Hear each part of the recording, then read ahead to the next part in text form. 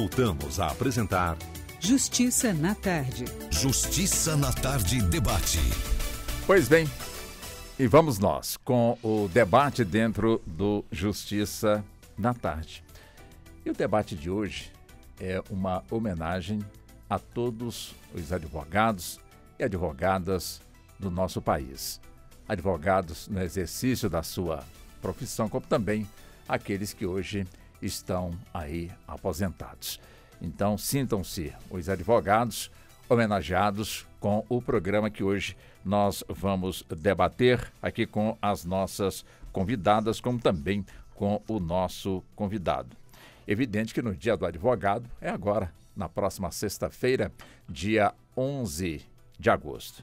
É evidente que quando se fala no Dia do Advogado, logo se pensa no dia do pendura, né? Que algum tempo atrás era comum nos almoços dos advogados, depois do almoço, terem que dar uma chegadinha até a delegacia para explicarem o tipo de brincadeira, que na realidade era uma brincadeira, né? Hoje se fala em zoar o garçom, e em que pese que ele ficar muito preocupado, se essa turma não pagar, eu vou ter que pagar. Mas na realidade era uma brincadeira e normalmente a conta era paga, ou seja, ficava pendurado um bom tempo, mas depois o pessoal ia lá e pagava. Então é nesse clima realmente de muita descontração, como também de muita responsabilidade, que hoje nós vamos estar aqui cumprimentando as nossas convidadas e também convidados. Eu começo aqui com a doutora Ana Carolina Sena, ela que é advogada especialista no direito das famílias e sucessões, diretora do IBDFAM, aqui da nossa capital federal, e também do IBDCOM, também aqui da nossa capital federal. Doutora Ana Carolina Sena, esse sobrenome eu conheço. Seja bem-vinda aqui ao nosso debate na Rádio Justiça e muito boa tarde para a senhora. Muito boa tarde, Walter. É um prazer estar aqui com vocês mais uma vez. Uma honra estar homenageando nossa classe de advogados com a doutora Renata, doutora Luciane Roban, doutor Yuri. É um prazer estar aqui com vocês hoje. Vamos bater papo aqui sobre essa nossa profissão tão querida e que a gente tem tanta paixão. E tem que ter paixão, né, gente, para exercer a advocacia. Com certeza. Deixa eu cumprimentar também o futuro doutor, já vamos chamá-lo de doutor, já praticamente encerrando, portanto, aí o último semestre do curso de Direito, o Yuri Oliveira Gonçalves, também conosco aqui no Justiça na Tarde, nesse nosso debate, né, doutor Yuri? Também seja bem-vindo e muito obrigado por aceitar também o nosso convite. Muito obrigado, viu, Walter? É um prazer estar aqui, minha primeira vez, espero que venham outras aí futuramente. É um prazer estar nessa mesa aqui rodeado de grandes advogados, grandes exemplos para mim, especial a doutora Renata que está aqui. De verdade é um prazer estar um pouquinho oprimido aqui, porque né, o currículo está um pouquinho abaixo, mas um dia eu vou estar equiparado a elas aí. Muito obrigado. E seja bem-vindo, doutor Yuri. Deixa eu cumprimentar também a doutora Luciane Roban, ela que é advogada com especialização no direito das famílias e também no direito civil e processo civil e também na regularização de imóveis. Doutora Luciane, também seja muito bem-vinda, um prazer também tê-la aqui no nosso debate. Boa tarde. É um prazer imenso estar aqui com todos vocês, muito feliz, porque dentre todos aqui, acho que eu sou, fora você, eu sou a mais jovem advogada aqui no grupo, que migrou de uma outra profissão e é muito feliz na escolha que eu fiz, né? Então, assim, eu estou muito feliz de estar aqui, ter sido escolhida para homenagear os meus colegas e se inspirarem em mim, que sou uma senhora jovem advogada. Opa, muito bom. Doutora Renata Malta Vilas Boas, também advogada, professora do curso de Direito, presidente da Comissão de Violência Doméstica e Familiar do IBDFAM-DF, conselheira da Academia Latino-Americana de Ciências Humanas, preside a Comissão de Família da Rede Internacional de Excelência Jurídica do Distrito Federal. Também seja muito bem-vinda, doutora Renata. Muito boa tarde para a senhora. Boa tarde, Walter. Boa tarde, colegas de profissão. Boa tarde, ouvintes da Rádio Justiça. É com muita honra que eu estou aqui falando um pouquinho da nossa profissão e homenageando esse dia 11 de agosto, né, para todos os advogados e advogadas do Brasil, que é uma profissão muito prazerosa, mas também muito sofrida. Tá aí, né? Então, deixa eu buscar aqui um meio termo. Quer dizer, é uma profissão belíssima, né? Porque, com toda certeza, essa é uma das profissões que garante, acima de tudo, né, a liberdade, a democracia, enfim. e também o direito de ir e vir, enfim, tudo de alguma forma se busca que o advogado, ele, dentro do campo jurídico, ele, portanto, aí resolve. Deixa eu começar aqui com a doutora Ana Carolina Sena. Quer dizer, uma pergunta bem simples, doutora Ana Carolina. Ser advogado é uma profissão de risco? É uma profissão de risco. Como você bem pontuou, a gente lida com questões muito importantes do cidadão. Nós somos a voz do indivíduo, né? Nós levamos as demandas para o judiciário, nós os representamos. E a gente está lidando com o quê? Com a liberdade, como você falou, ou com o patrimônio da pessoa, ou questões sensíveis, como a gente que é da área de família e sucessões, que é filho, né? Tem coisa mais sensível do que filho, do que guarda, do que alimentos. E muitas vezes, Walter, existem situações, sim, de risco. Principalmente o pessoal da área criminal, mas eu mesmo posso te contar aqui, eu já saí escoltada 2 vezes de audiência. Uma vez eu estava sendo ameaçada pela testemunha da outra parte e a outra vez pela parte adversa, que entrou pedindo algo totalmente incabível, algo que realmente não existe no nosso ordenamento jurídico, e ela tinha problemas psicológicos mesmo. Então, na audiência, a gente defendendo teses, aquilo, ela começou a ameaçar a gente, então a gente teve que pedir escolta para sair. Né? E a gente vê, infelizmente, tantos casos aí na justiça de advogados que são assassinados, que são ameaçados no exercício da sua profissão, que é uma profissão muito bonita, como você bem pontuou. A gente tem uma função social estabelecida constitucionalmente, que é justamente dar voz àquela pessoa que a gente está representando, que não tem voz perante o judiciário. Então, a gente tem que amar mesmo, como a gente falou aqui, a gente tem que amar a nossa profissão, porque além de não ser fácil, existe essa questão do risco, sim. Essa mesma pergunta, doutora Luciane, eu também caminho para a senhora. Olha, Walter, eu, inclusive,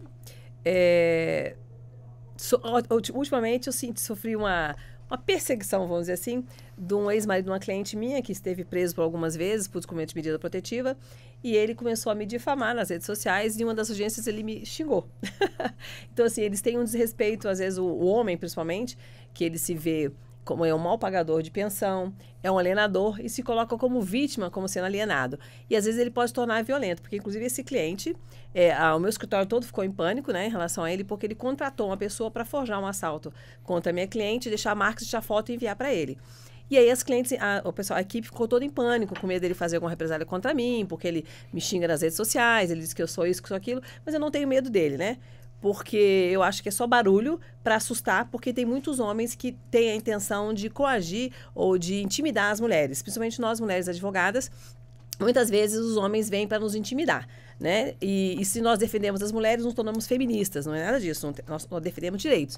E como os colegas aqui são todos mais jovens que eu estudei no Código 16. E eu acho uma grande evolução para nós todos, porque antes do Código 16, antes da Constituição, não tínhamos direitos a nada. A lei era contra nós, ela nos punia se a gente não estava encaixado dentro da lei. E com a evolução, né, da inteligência dos nossos advogados que criaram as teses, a coisa foi ampliando e foi melhorando, e hoje a lei vem em nossa defesa, né, e não mais para nos punir. Eu, quando jovem, tinha 18 anos, dando direito no CEUB, eu ficava indignada com aquela questão de que a mulher, para trabalhar, tinha que pedir autorização para o marido, não podia ter nenhum negócio. Quer dizer, o filho que não era legítimo não tinha direitos, o filho adotado não tinha direitos. Então, assim, eu acho que a lei, a justiça e o direito é uma coisa maravilhosa, porque ela evoluiu, eu acompanhei essa evolução, porque eu tinha 18 anos, hoje eu tenho 60 anos, então eu pude ver o tanto que a sociedade evoluiu e que a nossa profissão tem grande participação nisso.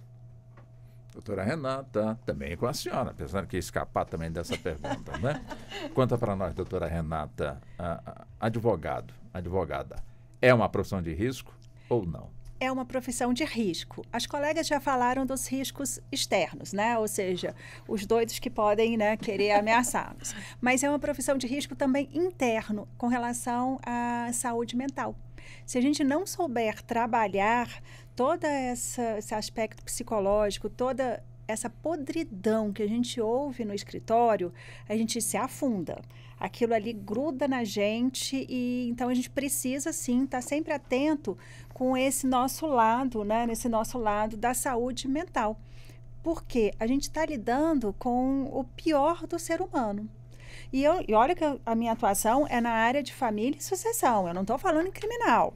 Eu estou falando em família e sucessão. Mas o que a gente vê, né, de homens e mulheres, né, que querem massacrar o outro, que querem retirar a dignidade do outro, e histórias que são criadas, assim, são histórias pavorosas. Então, a gente precisa ter alguma espécie de válvula de escape, alguma forma de trabalhar toda essa, né, todo esse sentimento que é jogado no colo da gente, né, para a gente poder ficar mais tranquilo. Então, se não tiver isso, o nosso colega vai ter problema. Então, cada um aqui tem uma forma de aliviar essa tensão, senão enlouquece. Doutor Yuri está ali preocupado. Vai mudar de curso, doutor Yuri? Ou vai manter o curso de Direito? Não, ainda não foi suficiente não para mudar de ideia, tá tranquilo. E como é que o senhor também avalia justamente essa profissão que está buscando? Já deu para perceber que, de fato, vai encontrar, evidentemente, problemas, não que com o senhor, né, mas diante das circunstâncias dentro da sua profissão, como disseram aqui as suas colegas, né? Ou seja, ser advogado não deixa de ser uma profissão de risco. Não deixa de ser uma profissão de risco de jeito nenhum. Como a doutora Ana Carolina falou, a doutora Renata também, a gente tem riscos realmente externos e internos. Eu trabalho no mesmo escritório de advocacia desde o 3º semestre. Eu entrei lá como estagiário, estou como assessor, já recebi o convite para fazer a associação lá posteriormente. Você já foi ameaçado? Não, né?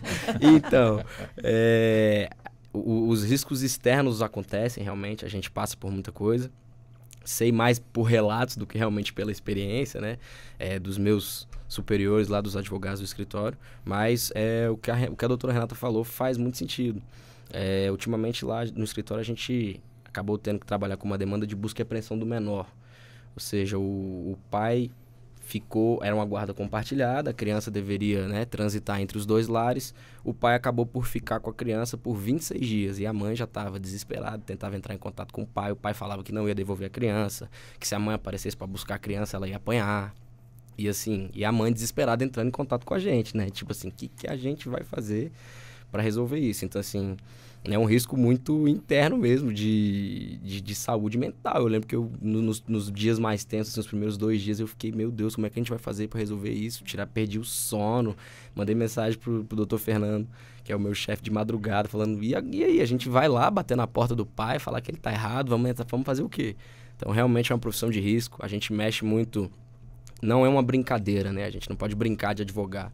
A advocacia é algo muito sério, a gente brinca, a gente trabalha com direito, a gente trabalha com guarda, a gente trabalha com relação familiar, a gente trabalha com menores. Muitas vezes os resultados das ações de família, principalmente, que todos aqui atuamos, deságua no menor, deságua na criança. Isso gera prejuízo psicológico para a criança, para os pais e também para os advogados que trabalham na causa, se eles deixarem serem levados ali, né? Então é uma profissão de risco, é uma profissão muito nobre e eu espero em breve aí estar conseguindo entregar o melhor de mim dentro da advocacia. Será que ele leva jeito para daqui mais uns anos ter uma toga, doutora Renata? É brincadeira. Mas que ele está indo muito bem, com certeza. Doutora Carol, é evidente que a primeira pergunta foi mais dura, né? Mas essa segunda pergunta, onde é que está o prazer, a gratificação de exercer essa belíssima profissão de advogado? Walter, essa é uma excelente pergunta, porque a gente que atua na área de família, às vezes, com certeza minhas colegas passam por isso também. Tem, às vezes, uma situação, como a doutora Renata falou, às vezes o cliente despeja tudo na gente porque ele está numa situação fragilizada, né? Aquilo pra gente é um processo, mas para ele é a vida dele, é a família dele, são os filhos dele. Então, às vezes, a gente tem dias, assim, por exemplo, eu já recebi uma chamada de madrugada de um pai falando que a mãe não tinha mandado um shampoo específico da criança, né? E é aquele momento que você para, respira, explica para o cliente que ligações aos fins de semana são para questões urgentes, né? Que um shampoo não era uma questão urgente. Então, esse é o momento que você fala assim, gente, eu escolhi essa área mesmo, né? Eu gosto disso mesmo. Mas vou te falar, assim, Walter, ele contando um caso rapidamente. Eu tive uma situação de um pai que estava 6 anos afastado de um filho. A mãe mudou de domicílio para fazer esse afastamento, enfim. Ele estava 6 anos sem ver a criança. Nós conseguimos uma liminar para que ele visse a criança na escola, aqui em Brasília. E no dia que ele conseguiu ver a criança, a gente foi lá na escola acompanhar esse cumprimento no dia que ele conseguiu ver a criança, que ele chorava, tirava foto, e que aquela criança chorava. Esse é um daqueles momentos que você fala assim, eu estou no lugar certo. É minha missão, eu escolhi fazer isso, né? Porque realmente isso preenche o meu coração. Então, quando a gente recebe uma decisão, teve um outro também, uma criança que eu consegui também essa convivência com a mãe que ele não tinha, que ele me mandou um desenho comigo, assim, com uma maletinha, mandou um desenho, eu tenho lá no escritório, até muito obrigada, doutora Carolina, enfim. São esses momentos que você fala, gente, eu tenho esse poder, né? Que bênção ter essa possibilidade de modificar as famílias, modificar o futuro, a história dessas crianças, que segundo nossa Constituição Federal e nosso Código Civil, Estatuto da Criança e do Adolescente, tem que ser o ser privilegiado em todas as questões. O Estado tem que cuidar dessa criança, a gente profissional tem que cuidar dessa criança, a sociedade tem que cuidar dessa criança. Então, vários desses momentos que com certeza meus colegas vão citar, que você fala assim, é uma profissão realmente que preenche minha alma. Eu acordo de manhã, quando eu lembro que eu posso fazer a diferença na vida das pessoas, é o momento que eu falo, é uma profissão prazerosa. Agora, doutora Luciane, quer dizer, tem como dimensionar um caso solucionado e, claro, aquela satisfação da parte que andava angustiada e não foi por um pouco tempo, foi por muito tempo, e de repente recebe, portanto, ali a notícia de que o caso está solucionado e solucionado de forma positiva para essa pessoa que, com toda certeza, sofreu bastante durante um bom tempo, enquanto tramitava todo esse processo até a sentença final. Tem preço de mencionar, ver a alegria estampado, o alívio estampado no rosto desta pessoa? Não tem valor. Inclusive, eu estou com um caso assim, dessa cliente, que eu brinco com ela e chamo que ela é minha cliente polvo. Porque ela ela chegou com um processo, um divórcio amigável, que se transformou em N demandas. Mas a gente percebeu, e eu percebi como pessoa, como profissional da área do direito, que a intenção daquele rapaz era destabilizá-la, né, emocionalmente falando, e ela desistir e fazer tudo o que ele queria. Porque há pessoas assim, que elas perturbam, com a intenção de a pessoa desistir, não, eu não aguento mais, eu entrego. E aí, para mim, foi muito, muito bacana quando a minha cliente confiou em mim, e a gente está nessa luta, e a cada batalha a gente tem mais uma vitória, e assim, a alegria dela de estar comigo, de quando ela vai no meu escritório, porque eu tenho por hábito também eu sou da mesa posta, eu sou do acolhimento, então eu faço mesa posta para receber meus clientes, e que ela é recebida lá com um cafezinho, com um chá, com um lanchinho, e a gente pode conversar de uma forma amena, e ela se sentir segura, ela dizer para mim que é muito bom para ela tê-la ao meu lado, né? Eu estar ao lado dela, porque é essa segurança que eu passo para ela, dela não desistir dessas demandas. Então, a gente se sente muito confortável quando o cliente confia em você e ele se sente seguro ao seu lado. Então, isso não tem dinheiro que pague isso. Doutora Renata, uma pergunta diferente para a senhora, doutora Renata. Quer dizer, a cumplicidade do cliente com o profissional no campo da advocacia é fundamental, quer dizer, é seguro, é como se fosse um confessionário onde é inviolável, portanto, todos os dados ali obtidos, ou seja, é uma troca de confiança. O profissional no direito, na advocacia, tem que confiar no cliente e o cliente também confiar, portanto, aí em quem ele está trabalhando na sua defesa, ou no seu caso. Quer dizer, é importante, portanto, essa guarda, esse sigilo desses dados? Quando o cliente chega, né, ele tem que ver ali na figura daquele profissional como alguém que vai guardar as 7 chaves, todo e qualquer segredo que for dito ali. Do mais simples, desde o que aconteceu quando ele tinha 7 anos de idade, lá na cidade dele, até o referente ao processo. Então, nós, enquanto advogados, nós não podemos divulgar o que foi que o cliente falou. A não ser em situação muito específica, muito peculiar, no qual a gente ficou numa situação de vida ou morte, literalmente, né? Se não for isso, a gente não pode abrir a boca para falar daquele cliente ali. Mas eu vou voltar na sua pergunta anterior, porque eu quero responder. Sim, eu só coloquei um molhozinho, mas a pergunta está mantida. Pois é, aí depois eu até termino de Sim, responder essa. fique à vontade.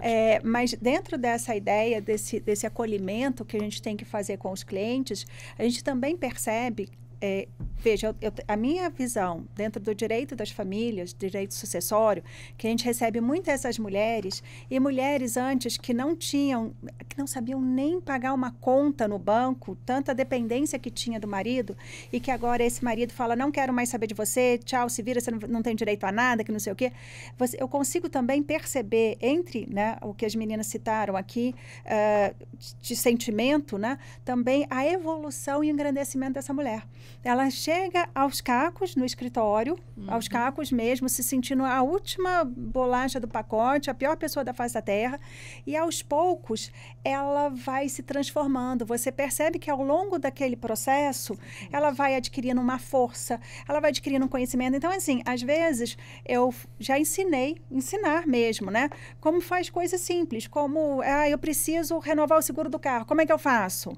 Eu falei assim, não, peraí que eu tenho um telefone para te indicar. Sabe, coisas assim que para outras pessoas é tão natural e que para um quantitativo grande de mulheres, né, ela não tem a mínima noção de como é que isso funciona. Por quê? Porque veio dentro daquela ideia de que nós vamos ser casados para todo sempre.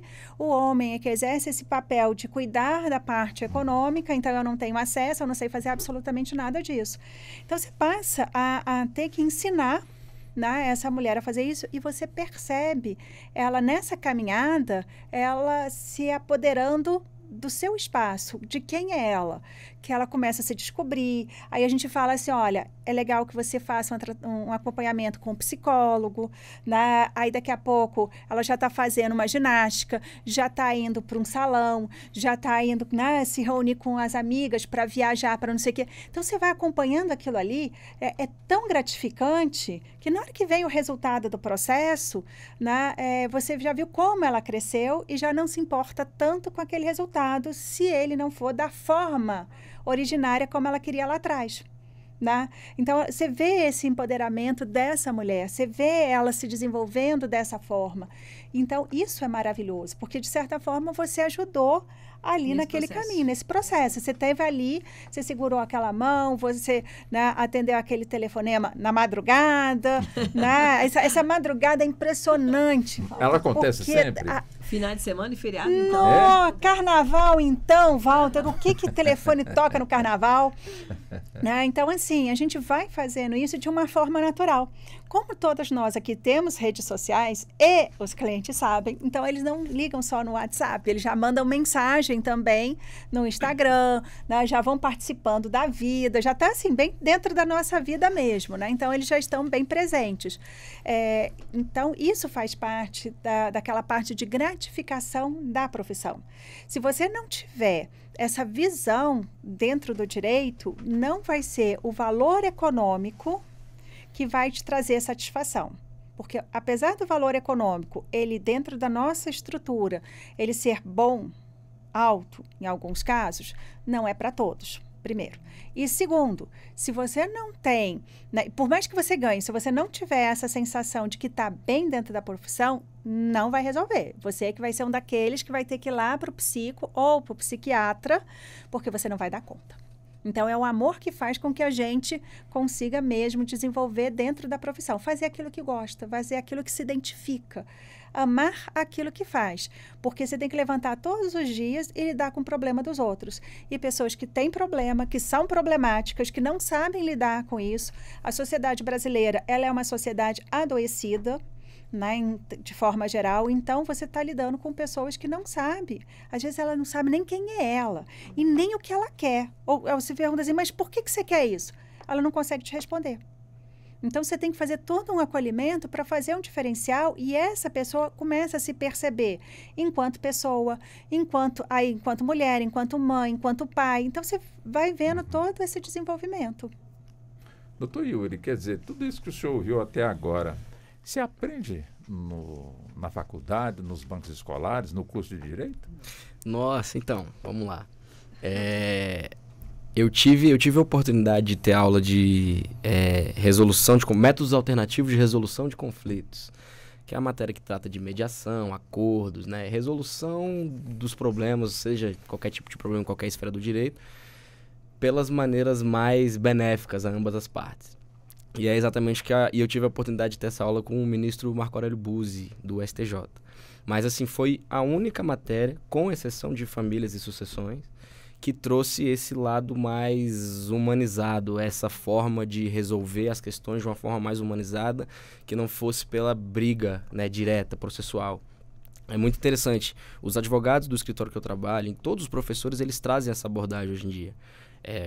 Com todo respeito, mas o pessoal que se formou, o pessoal mais antigo que se formou anteriormente, eles foram instruídos a brigar processualmente, né? Agora, a gente vem caminhando, ainda é pouco, eu na qualidade de estudante ainda acho pouco, porque foram poucas as vezes que eu vi esse tipo de abordagem em sala de aula. Mas a gente vem cada vez mais sendo instruído a tentar resolver pelas formas mais adequadas para ambas as partes. É o que a professora Renata falou. Por exemplo, no escritório hoje em dia, de 1 ano para cá, a gente vem tendo um sucesso muito grande com acordo. E o acordo é algo muito legal, principalmente no campo do direito de família. A oportunidade que você tem é uma ação de guarda, mais comum aí no nosso cotidiano. A gente tem um pai e uma mãe, que eles têm os problemas deles, é natural, eles têm que lidar com aquilo de alguma forma, seja por psiquiatra, por psicólogo, etc. E aquilo está desaguando na criança, igual foi falado anteriormente. Então não tem nada mais interessante do que a gente pegar esse pai e essa mãe, conversar, fazer ali um meio termo, um bem bolado, entre aspas, para que tudo fique tranquilo, a criança seja, né, beneficiada com isso tudo. Mas isso realmente eu estou aprendendo na prática, assim, na prática, verificando que às vezes o processo é algo demorado, é algo lento, é algo que só amargura mais ainda as relações das pessoas, entendeu? Então eu estou aprendendo mais na prática. Na faculdade foram poucas as oportunidades que eu tive de ver esse tipo de abordagem. Foi basicamente na matéria de família e sucessões, que realmente existe esse lado mais humanizado para o direito, e na matéria de métodos alternativos de resolução de conflitos. Mas, tirando isso, esse viés que eu tenho hoje de muitas vezes também se deparar com a situação e tentar buscar o acordo antes de partir, né, para o litígio processual, foi realmente na prática e por aconselhamento dos meus superiores. Walter, eu queria até fazer uma Pois não. inclusão aqui. Como ele mesmo falou, aqueles que se formaram antes, eu faço parte desse grupo, apesar de ter adentrado para a advocacia, passado a praticar só em 2014 com a minha aposentadoria, sim, que antes fui servidora pública, na escola, na minha faculdade, ainda por cima, depois, na época que a gente fazia alguma prática forense, né? Porque eu não atuei na área jurídica quando fui estudante de direito, não tive essa oportunidade. Depois eu fui para um ramo judiciário, mas não era, assim, era de litígios muito pesados. E quando eu vim para a advocacia, eu senti muita diferença, porque antes, na faculdade, nós tínhamos que, nas nossas petições, falar mal do outro no divórcio, apontar a culpa, apontar os defeitos, atingir a honra. Isso é uma coisa que evoluiu, que é muito bacana, que você hoje não se preocupa mais em agredir o outro e só em falar no direito. Tipo, ganhar no grito. Você falar assim, querer desonrar, como sim, já tivemos crimes que você da minha geração pode entender isso, que teve aquela morte por... a honra, como é que fala aquela expressão? Esqueci. Legítima defesa da honra. Legítima defesa da honra, isso nem mesmo. gosto de falar essa palavra. Nem gosto de falar. Tá arriscado. Tá arriscado. Inclusive, eu assisti uma série que eu indico que super assistam, que é Coisa Mais Linda, que lá retrata todo esse período antes, né, antes e agora, e aquela questão machista, né? Inclusive, até as testemunhas, elas tinham as suas honras denegridas para poder atingir. Então, assim, é uma coisa que eu vejo que evoluiu muito, que é muito bacana, essa questão que o que interessa é o direito e a vontade ou não de continuar casados, e não mais quem é culpado, quem não é culpado. Aquela coisa da agressividade numa petição não acontece mais. Não se permite mais agredir o outro numa petição. Vamos tratar do direito, do direito de cada um, da expectativa de cada um, sem agredir um outro. Isso é muito bacana, né? Porque eu vim de uma geração que no judiciário era assim que se fazia, né? Quem é o culpado? Ele fez, ele aconteceu, não. Ninguém fez nada, a gente não quer mais estar junto e tá tudo bem. Então, assim, tá ficando mais leve para advogar. E as pessoas estão tendo outra visão, e realmente, e o nosso jovem futuro advogado ali, ele vem para uma nova geração. Só que tem um porém, vou fazer um adendo. Os jovens advogados, eles são muito litigantes. Eles têm uma ganância de querer brigar, né? Eu convivo de vários grupos e eles falam assim, vou processar meu vizinho, porque fez isso aqui. Eu falei, gente, processa ninguém não, vamos levar um bolinho pro vizinho. Fala, olha, você está incomodando com barulho? Aqui, ó, tô um bolinho pra você, mas você podia diminuir o barulho, diminuir a música, a gente pode ser um vizinho bacana? Não, as pessoas, elas querem primeiro brigar, para depois se conciliar. conciliar. Então, essa coisa é do ser humano também, né? Mas, graças a Deus, essa ideia está mudando com o passar dos tempos, que as pessoas estão buscando mais a paz do que a guerra. E para a senhora, doutora Carol, que também ainda é uma jovem, como as demais aqui, né? Não vou ser indelicado, né? E como é que a senhora... o doutor Yuri usou uma expressão muito interessante, né? Ou seja, da briga e também enfim, do acordo, como muito bem também expressou aqui a doutora Luciane. Quer dizer, é mais importante, com toda certeza, encontrar uma solução sem, de alguma forma, litigar. Quer dizer, se torna mais prazeroso. Agora, mas também me parece que existem casos em que a parte quer ver, como diz na linguagem bem popular, a caveira do outro. Quer dizer, o prazer vai ser realmente ver a pessoa chorar, perder, implorar, alguma coisa nesse sentido. Onde é que entra justamente, no caso, a experiência do profissional do direito para, de alguma forma, resolver da melhor maneira possível, sem deixar se envolver, portanto, nesse sentimento? Perfeito, Walter, sua pergunta, sua colocação. Eu agora estou fazendo 10 anos de advocacia, então concordo com a Luciane que eu vejo isso na minha equipe lá no escritório, né? Quando o advogado é muito novo e tudo, ele se concentra muito na tese jurídica, no processo. Talvez por uma questão realmente de pouca experiência, né? Quando a gente tem que, além da parte jurídica, além do processo, olhar aquela relação, no caso familiar. A que efeitos que vão ser causados uma demanda, antes de você ajuizar a demanda, se você procurar as partes e tentar fazer um acordo, pode ser muito menos traumático para aquela família, principalmente para aquelas crianças, né?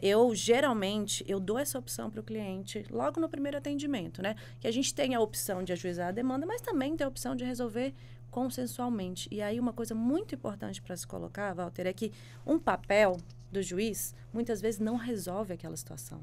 Não resolve aquela guarda, não resolve aquela convivência. É o Ministério Público que sabe o que é melhor para os filhos? Não. É o juiz que tem milhares de processos que sabe o que é melhor para aquela família? Não. Os genitores, eles sabem como é que é a rotina daquela criança, daquele adolescente. Eles sabem o que seria melhor naquela situação. Agora, o nosso grande desafio é fazer com que esses pais, esses genitores, excluam ali a relação conjugal deles e as mágoas que eles têm na relação conjugal e se concentrem na relação parental, como pai e como mãe, ou pai e pai, mãe e mãe, enfim. Esse é um grande desafio que a gente tem, mas é muito importante que a gente, como profissional de direito, atue da forma a reduzir os danos psicológicos naquela família. E uma das formas é realmente estimular esse acordo. Conversar com as partes, conversar com o colega. Às vezes, como a Luciane falou, na nossa atuação, às vezes, ao invés de eu peticionar como a liminar, eu vou dar um exemplo esses dias, assim, muito bom, que eu estava até conversando com uma advogada, é um processo do Rio de Janeiro que eu cuido. Eu converso muito com a advogada, ela também é do IBDFAN do Rio de Janeiro, e aí eu vou elogiar o nosso time do IBDFAN, que a maioria tem essa postura conciliatória de resolução dos conflitos. E aí, o que aconteceu? A mãe não devolveu a criança no horário. Ela está pela mãe, eu estou pelo pai. O que me restava fazer? Se eu fosse aquele advogado que só olhasse para a tese jurídica, tudo, eu tinha tudo. Eu tinha uma decisão que determinava que ela devolvesse. Eu tinha tudo nas mãos ali para fazer uma busca e apreensão daquela criança. Situação traumática. O oficial de justiça buscar a criança, enfim, é uma situação que criança nenhuma esquece. Uma busca e apreensão. O que eu fiz antes de fazer essa petição? Liguei para a advogada, conversamos mais de 1 hora. Mais de 1 hora de conversa fez com que ela conseguisse convencer a cliente a voltar da cidadezinha que ela estava. Resolvemos sem precisar fazer essa demanda jurídica, esse pedido jurídico que poderia ser muito traumático para aquela criança. Então, sim, o acordo, principalmente quando eu falo em processos de família, é o melhor caminho. Claro que às vezes a gente sabe que não tem como, né? Às vezes a gente tem um limite ali de atuação. Como a Renata falou, o advogado, as partes têm que buscar um auxílio psicológico também. Tem vezes que eu oriento, assim, olha, se você não buscar um auxílio psicológico, não vai ter como a gente continuar essa demanda, porque atrapalha o nosso psicológico também, né? Nós, como advogados, a gente tem um limite de atuação. Então, a gente busca, sim, o acordo em todos os casos, a não ser quando não é possível, quando a gente vê que já chegou no limite. As questões de família, nossa legislação atual, ela, inclusive, prioriza a efetivação do acordo, né? Quando a pessoa recebe a inicial, segundo o Código de Processo Civil, ela não recebe o texto inteiro da inicial, porque isso pode gerar discórdia, até a audiência de mediação, que é aquela audiência primeira ali para tentar um acordo. Então, a legislação já vem caminhando também nesse sentido, de priorizar a resolução dos conflitos de forma amigável e vários momentos processuais também as partes têm a oportunidade de fazer acordo. A senhora quer que eu faça outra pergunta para a senhora? A senhora quer também embalar nesse assunto que nós estamos aqui abordando, doutora Renata? Tanto faz, pode perguntar, eu estou respondendo. Então vamos lá. Fidelidade entre cliente e o profissional do direito é importante? É importante. Então, assim, o cliente tem que ser fiel ao advogado e o advogado tem que ser fiel ao seu cliente também. Mas, vamos lá, que fidelidade é essa, né? Se o cliente ele não contar tudo para o advogado não vai saber qual é o melhor caminho para solucionar aquele problema que ele está apresentando ali. Então, essa relação que tem que ter essa confiança, ele tem que ser fiel ao seu advogado. Então, por mais esquisita e estranha que seja a história, e eu vou te falar, Walter, eu já ouvi cada história estranha e esquisita. Imagina. Pois é, precisa que o cliente abra o coração e conte tudo. Por quê? Porque a pior sensação para o advogado é você estar dentro de uma sala de audiência e aí a versão que o colega do lado de lá está sabendo é uma versão totalmente diferente daquela que o seu cliente contou. Porque se você não vai ter uma defesa pronta para aquilo ali. Você vai ter que estar entendendo qual é o contexto, puxar, tentar explicar que não sei o quê. E muitas vezes, se você é pego, e aí a expressão é com as calças curtas, você acaba não tendo uma defesa eficaz, eficiente, como seria necessário, se você tivesse todo o contexto. Então, quando você tem um cliente que não te conta tudo, corre o risco disso, né? Eu até falo para os meus clientes, falei assim, olha só, se você vai para uma audiência comigo, você tem que me contar tudo. Porque na audiência vão aparecer todas as situações. Então, eu preciso saber antes. Porque senão, no final das contas, você vai estar desprotegido. Porque como eu não tenho a informação, eu não tenho o contexto, ele não vai ter como me explicar na hora como é que foi que aquilo aconteceu. Porque, veja, toda narrativa tem no mínimo 3 versões.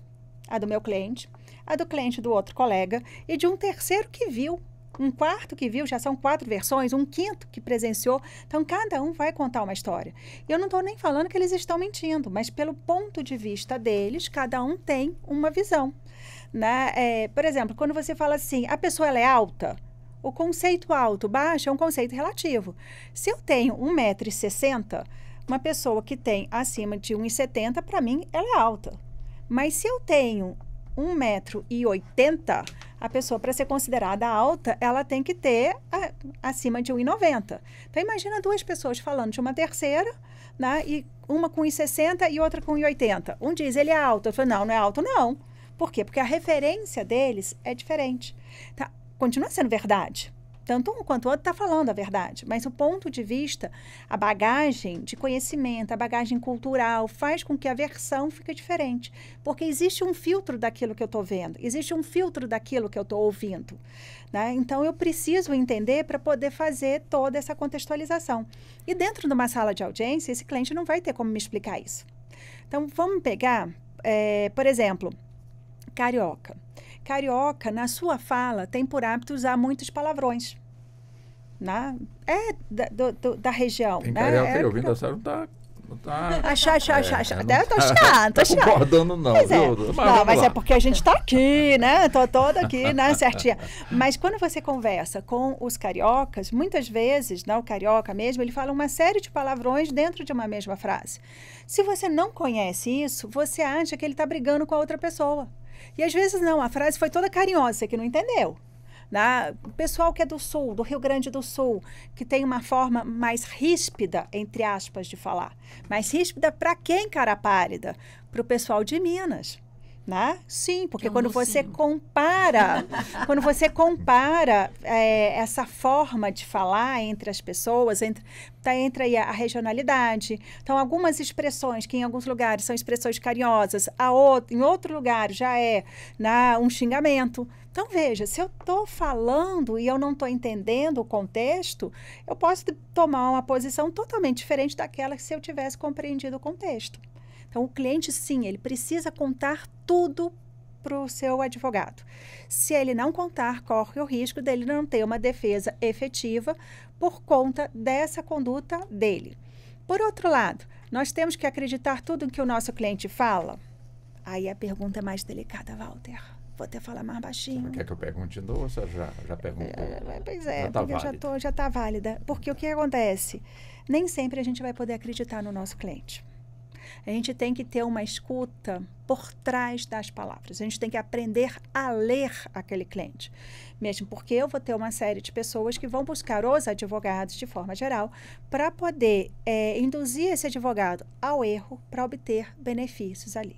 Então, ele sabe que não tem razão, ele sabe que não tem direito, mas ele vai buscar o judiciário mesmo assim. Principalmente na área de família. Ele quer se vingar, né, do outro cônjuge, aí conta uma história assim, bem nababesca, que você fala assim, meu Deus do céu, será que foi isso mesmo que aconteceu? E aí a gente tem que aprender a ler aquela pessoa. Porque às vezes a narrativa, ela é tão surreal, e não que não exista casos surreais, porque tem, mas assim, você tem que prestar atenção para saber se ele não está mentindo para você. Porque se você simplesmente embarcar naquela história, se você não tiver, vou dizer, para mim, senso, né? um sexto sentido, Luciane, vou chamar de sexto sentido aqui, né? Para entender aquilo ali, ou escutar porque está atrás daquela... E aí treino, é olhar olho no olho, é perceber os trejeitos, porque aí a pessoa começa a ficar meio que nervosa, começa a puxar o cabelo, começa, né, às vezes assim, dependendo de como é a pessoa quando está mentindo, você precisa perceber isso, porque o cliente pode querer utilizar o advogado num primeiro momento e o próprio judiciário num segundo momento para obter vantagens que são indevidas. Doutora Luciane, ainda dentro desse contexto, qual o ponto de vista da senhora? O meu marido fala que em alguns momentos eu não sou advogada, porque se eu perceber que o cliente está mentindo, eu não aceito ser contratada. Dispensa? Dispenso. Meu marido fala assim, não, mas você não é advogada, todo mundo tem de defesa. Eu falei, a defesa de outro, meu não, minha não. Porque se eu não acreditar na história dele, como é que eu vou convencer o outro? Se nem a minha ele convenceu. Então, eu sou muito rígida nesse ponto. Ainda mais pela minha experiência de servidora pública que eu fui antes, eu aprendi a lidar com mentes mentirosas, né? Então, a gente percebe. Então, se eu não acreditar na tua história, sinto muito, eu não vou defendê-lo. Porque como é que eu vou... Eu sou contra a mentira, independente de qualquer tipo de situação, é em princípio meu. Eu jamais irei praticar prejuízo a terceiro em prol de honorários. Então, assim, se eu perceber que a pessoa não está falando a verdade, ou que eu não estou segura que ele está falando 100% a verdade, eu prefiro não atuar. Eu prefiro não atuar e passo para outro colega. Normalmente, eu não digo para ele assim, eu não vou te atender porque você é mentiroso. Não. Eu ponho os honorários impagáveis, aí ele me dispensa. Eu prefiro dizer, porque eu não vou dizer para a pessoa que ela está mentindo, né? Porque às vezes pode ser... mas se ela não me convencer, porque a história da pessoa tem que me convencer. E vai muitas pessoas do meu escritório que vêm com histórias, principalmente nesse ramo de direito de família, né? E que mentem. Então, assim, se eu não sentir verdade, infelizmente, eu não vou... Mas mente a troco de quê? Sendo que ela quer realmente uma solução para aquela questão. Não, muitas vezes eles não querem solução, eles querem infernizar a vida do outro. Eles querem infernizar. E normalmente são pessoas doentes, porque elas fazem tudo o que ela está sendo acusada, mas ela não diz que não fez. Ele é alienador, diz que não aliena. Ele não paga pensão e fala que está passando problemas financeiros. Ele faz N coisas que as meninas aqui todos conhecem e que sempre ele não fez, ele é vítima. Foi uma situação, eu estava nervoso. Então, assim, eu percebo também que esse tipo de pessoa, ela não vai perturbar só a família dele que ele conviveu, mas a nós também.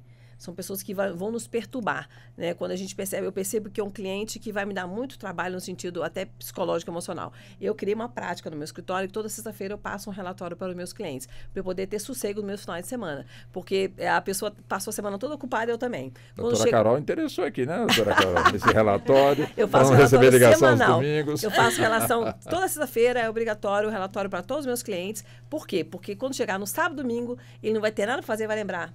Eu vou passar mensagem para a doutora Luciane, para saber como é que está meu processo. Então, eu não dou essa abertura. Toda sexta-feira, eu mando um relatório.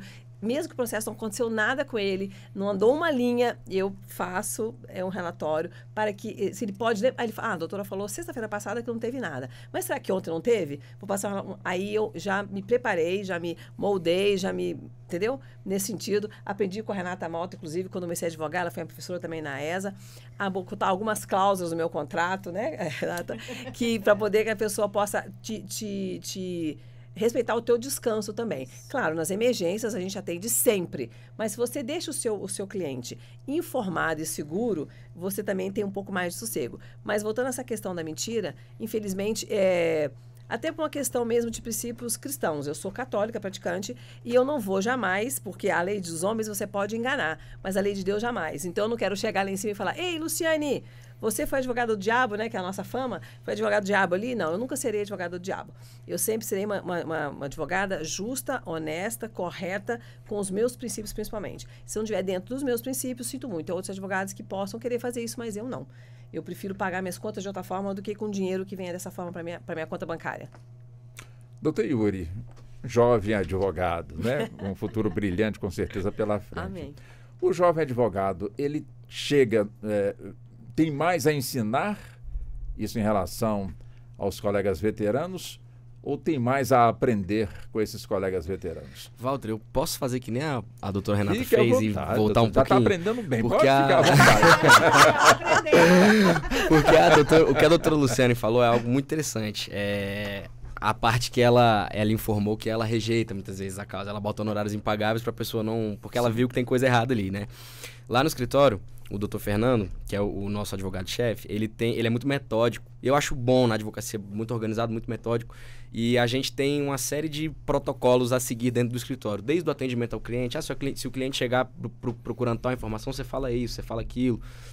Então, desde o atendimento ao cliente até a estratégia processual, por exemplo, em fase de cumprimento de sentença. Primeiro você faz a intimação, pagamento voluntário, depois você pede basta-injúria, depois você faz isso. A gente tem uma série de procedimentos.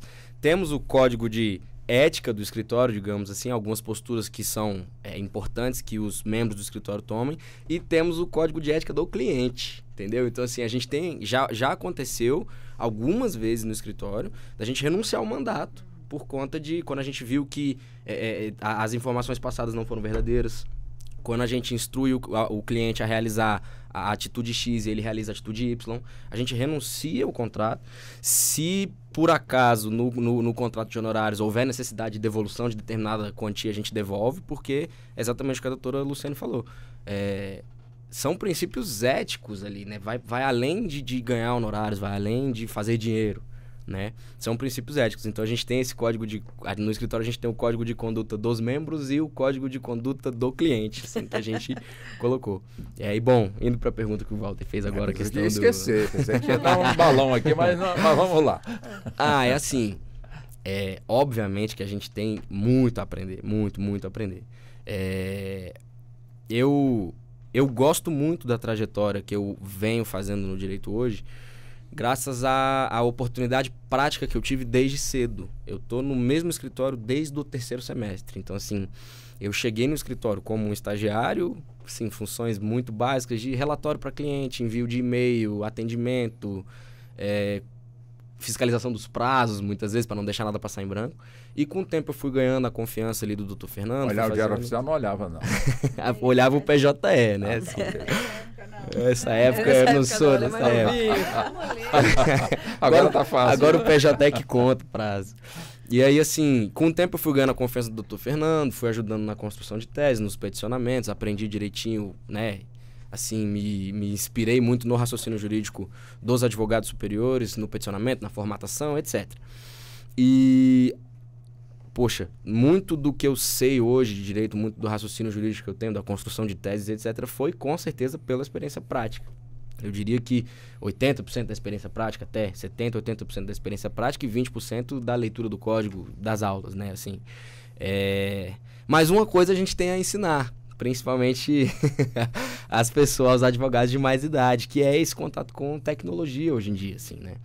Por exemplo, no escritório hoje, eu diria que eu e o outro estagiário, que inclusive é um amigo meu, nós que somos da parte técnica. Então a gente estava até conversando aqui antes do programa ir ao ar. Instagram, confecção de post, marketing digital, fica pro pessoal mais novo, muitas vezes, assim, o pessoal Mas mais os adepto. advogados mais antigos não tem máquina de escrever mais, não. Eu Não. tenho a minha guardada. Eu tenho, apaixonada. E minha impressora matricial também. Opa. Eu tenho Então, guardada. questões de marketing digital, emissão de custas, muitas vezes, assim, temos advogados antigos do escritório, crânios, assim, enciclopédias humanas de direito, mas bota para emitir custas, o negócio fica um pouquinho complicado. Então, assim, a emissão de custas, organização de documentação em plataforma de nuvem, por exemplo, Google Drive, OneCloud. Vou falar aqui, vou puxar o mérito para mim. Fui eu que instituí no nosso escritório o Google Drive. Quando eu cheguei no escritório no terceiro semestre, os advogados, eles trocavam documento via e-mail. Não tinha um drive e uma pasta do escritório, entendeu? Assim, para que todos pudessem acessar ao mesmo tempo.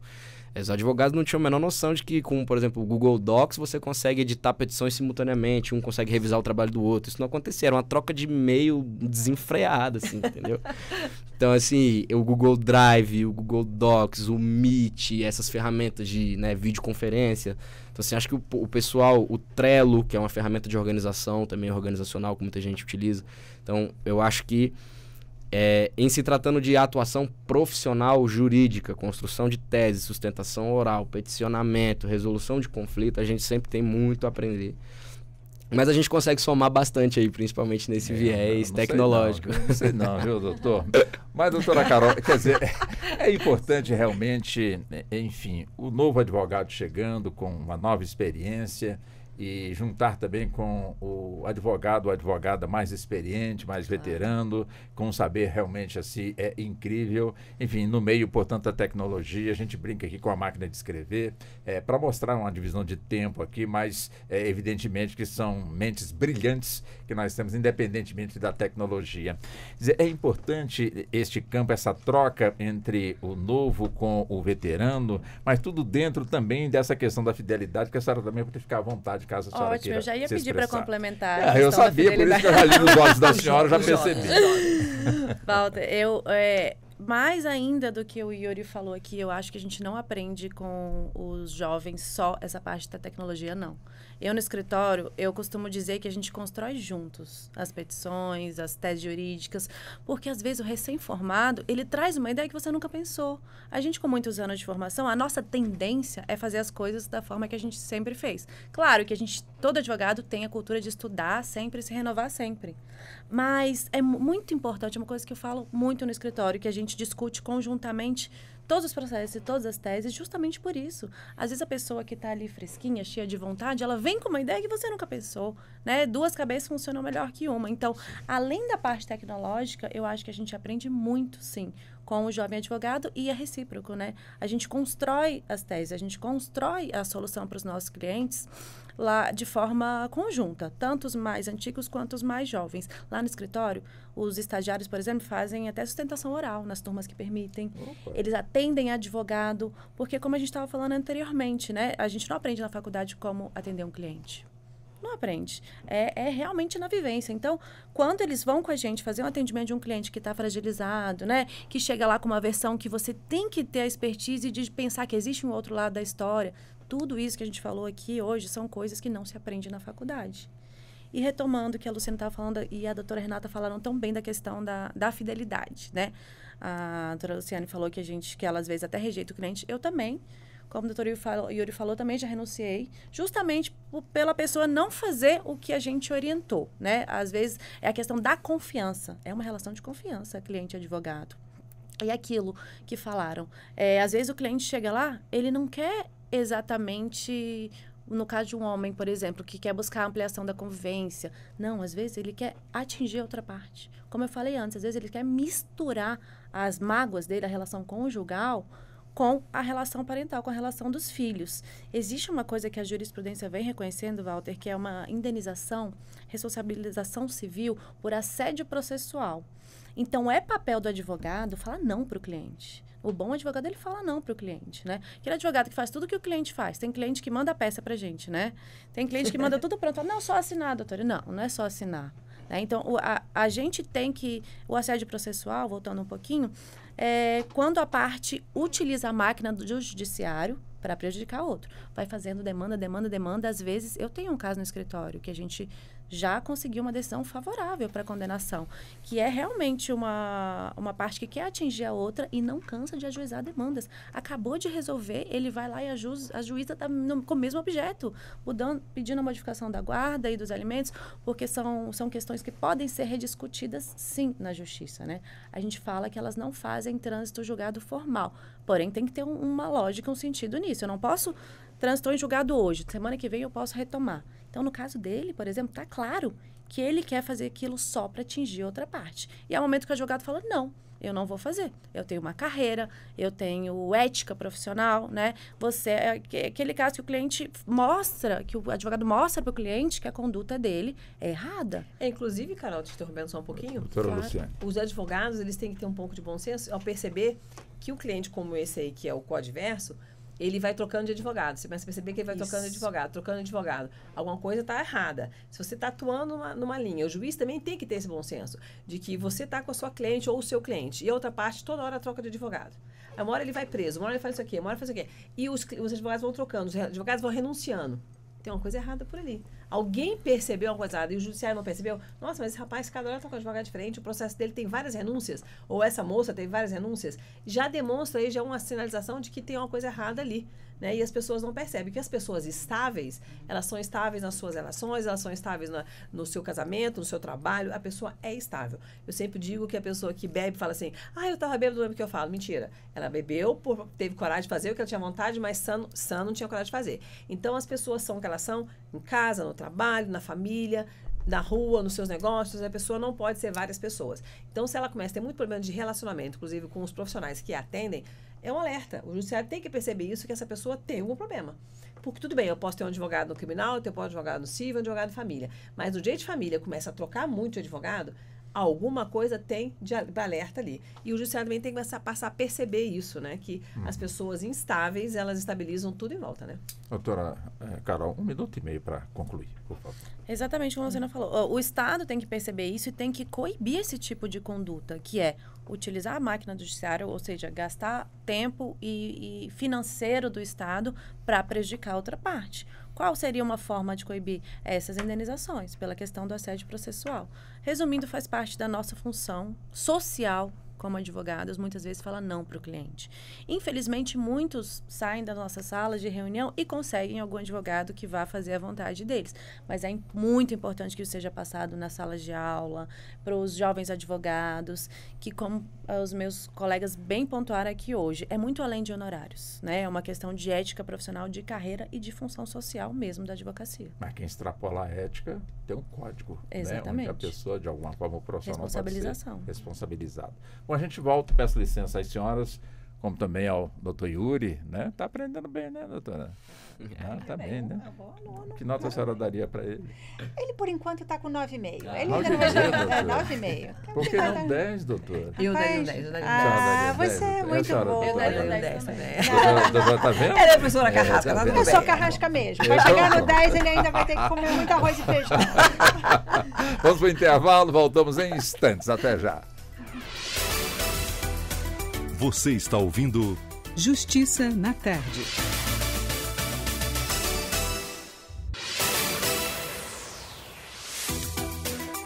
Voltamos a apresentar Justiça na Tarde. Justiça na Tarde Debate. Pois bem, estamos de volta, são 16 horas mais 6 minutos e já entrando na segunda hora do nosso debate, que hoje estamos com as nossas convidadas e convidado, doutora Ana Carolina Sena, que é advogada, especialista no direito das famílias e sucessões, diretora do IBDFAN-DF e também do IBDCOM, também da nossa capital federal. Doutora Renata Malta Vilas Boas, advogada, professora universitária, presidente da Comissão de Violência Doméstica e Familiar do IBDFAN-DF, conselheira da Academia Latino-Americana de Ciências Humanas, presidente da Comissão de Família da Rede Internacional de Excelência Jurídica do Distrito Federal. Doutora Luciane Roban, que é advogada com especialização em Direito das Famílias, com especialização em Direito Civil e Processo Civil e também especialista na regularização de imóveis. E também conosco Yuri Oliveira Gonçalves, doutor, já que está se formando, último ano, portanto, último semestre no curso de Direito. Bom, doutora Renata Vilas Boas, todo advogado é bacharel em Direito. E nem todo bacharel em Direito é advogado. A frase já começou errada. Então me corrige. Todo bacharel em Direito pode ser advogado. Tá certo? É o seguinte. Não, a pergunta é o seguinte. Vamos simplificar. Né? Já que eu pisei na bola aqui, deixa eu me corrigir. Ou seja, a profissão de advogado é uma profissão onde a pessoa, de alguma forma, busca, portanto, o conhecimento, se forma, portanto, aí no campo do direito, quer dizer, busca a OAB para ser, portanto, aí, exercer, portanto, aí a advocacia, e muitos, às vezes, buscam, portanto, o bacharelado em direito e não avança, portanto, no campo da advocacia. Quer dizer, isso, de alguma forma, é bom, é ruim para a carreira? Como é que a senhora vê também esse aspecto, doutora? Walter, olha só, vou voltar aqui um pouquinho, porque essa fala sua, ela reflete uma regra geral da sociedade. Mas eu ainda tenho um quantitativo de pessoas que não fizeram curso de direito, mas eles são advogados. Ué, como? Pois a obrigatoriedade de você fazer o curso de direito, historicamente, ela é recente. Então, existia a possibilidade de você advogar sem ter frequentado, né, um curso de direito. Essa obrigatoriedade, ela é da década de 90 para cá. É recente. Então, nós temos... Lembra daquela expressão rábula? Lembro perfeitamente. Então, o rábula era aquele que era advogado, mas sem ter feito o curso de direito. Perfeitamente. Então, existia essa possibilidade de que você poderia advogar. Você tinha que ter o quê? Era a prática. Por quê? Porque eu não tinha quantidade de faculdades suficientes para levar, né, para o Brasil inteiro profissionais qualificados. Então, principalmente nas cidades mais do interior, que você iria encontrar a figura dos rábulas. Não que não tivesse aqui em Brasília, São Paulo, Rio, as capitais, mas no interior era mais fácil de você encontrar os rábulas, que eram aqueles que detinham a prática e que não tinham como vir fazer o curso de direito nas grandes cidades. Então, eu ainda tenho, né, dentro dessa ideia, em razão da idade, pessoas que não fizeram o curso de Direito e que hoje são advogados. E são reconhecidos pela OAB? São reconhecidos, porque na hora que veio a obrigatoriedade, todos eles abarcados e passaram a ter a carteirinha da ordem, porque eles já advogavam. Então, eles já tinham o direito ali, né, a exercer a advocacia quando veio essa obrigatoriedade. Então, por isso que a minha pergunta estava equivocada. Exato. Depois de 94, aí não. Aí hoje, né, todo mundo precisa fazer o curso de Direito, se tornar bacharel e, se quiser, fazer o exame de ordem para se tornar advogado. Isso na ordem tradicional.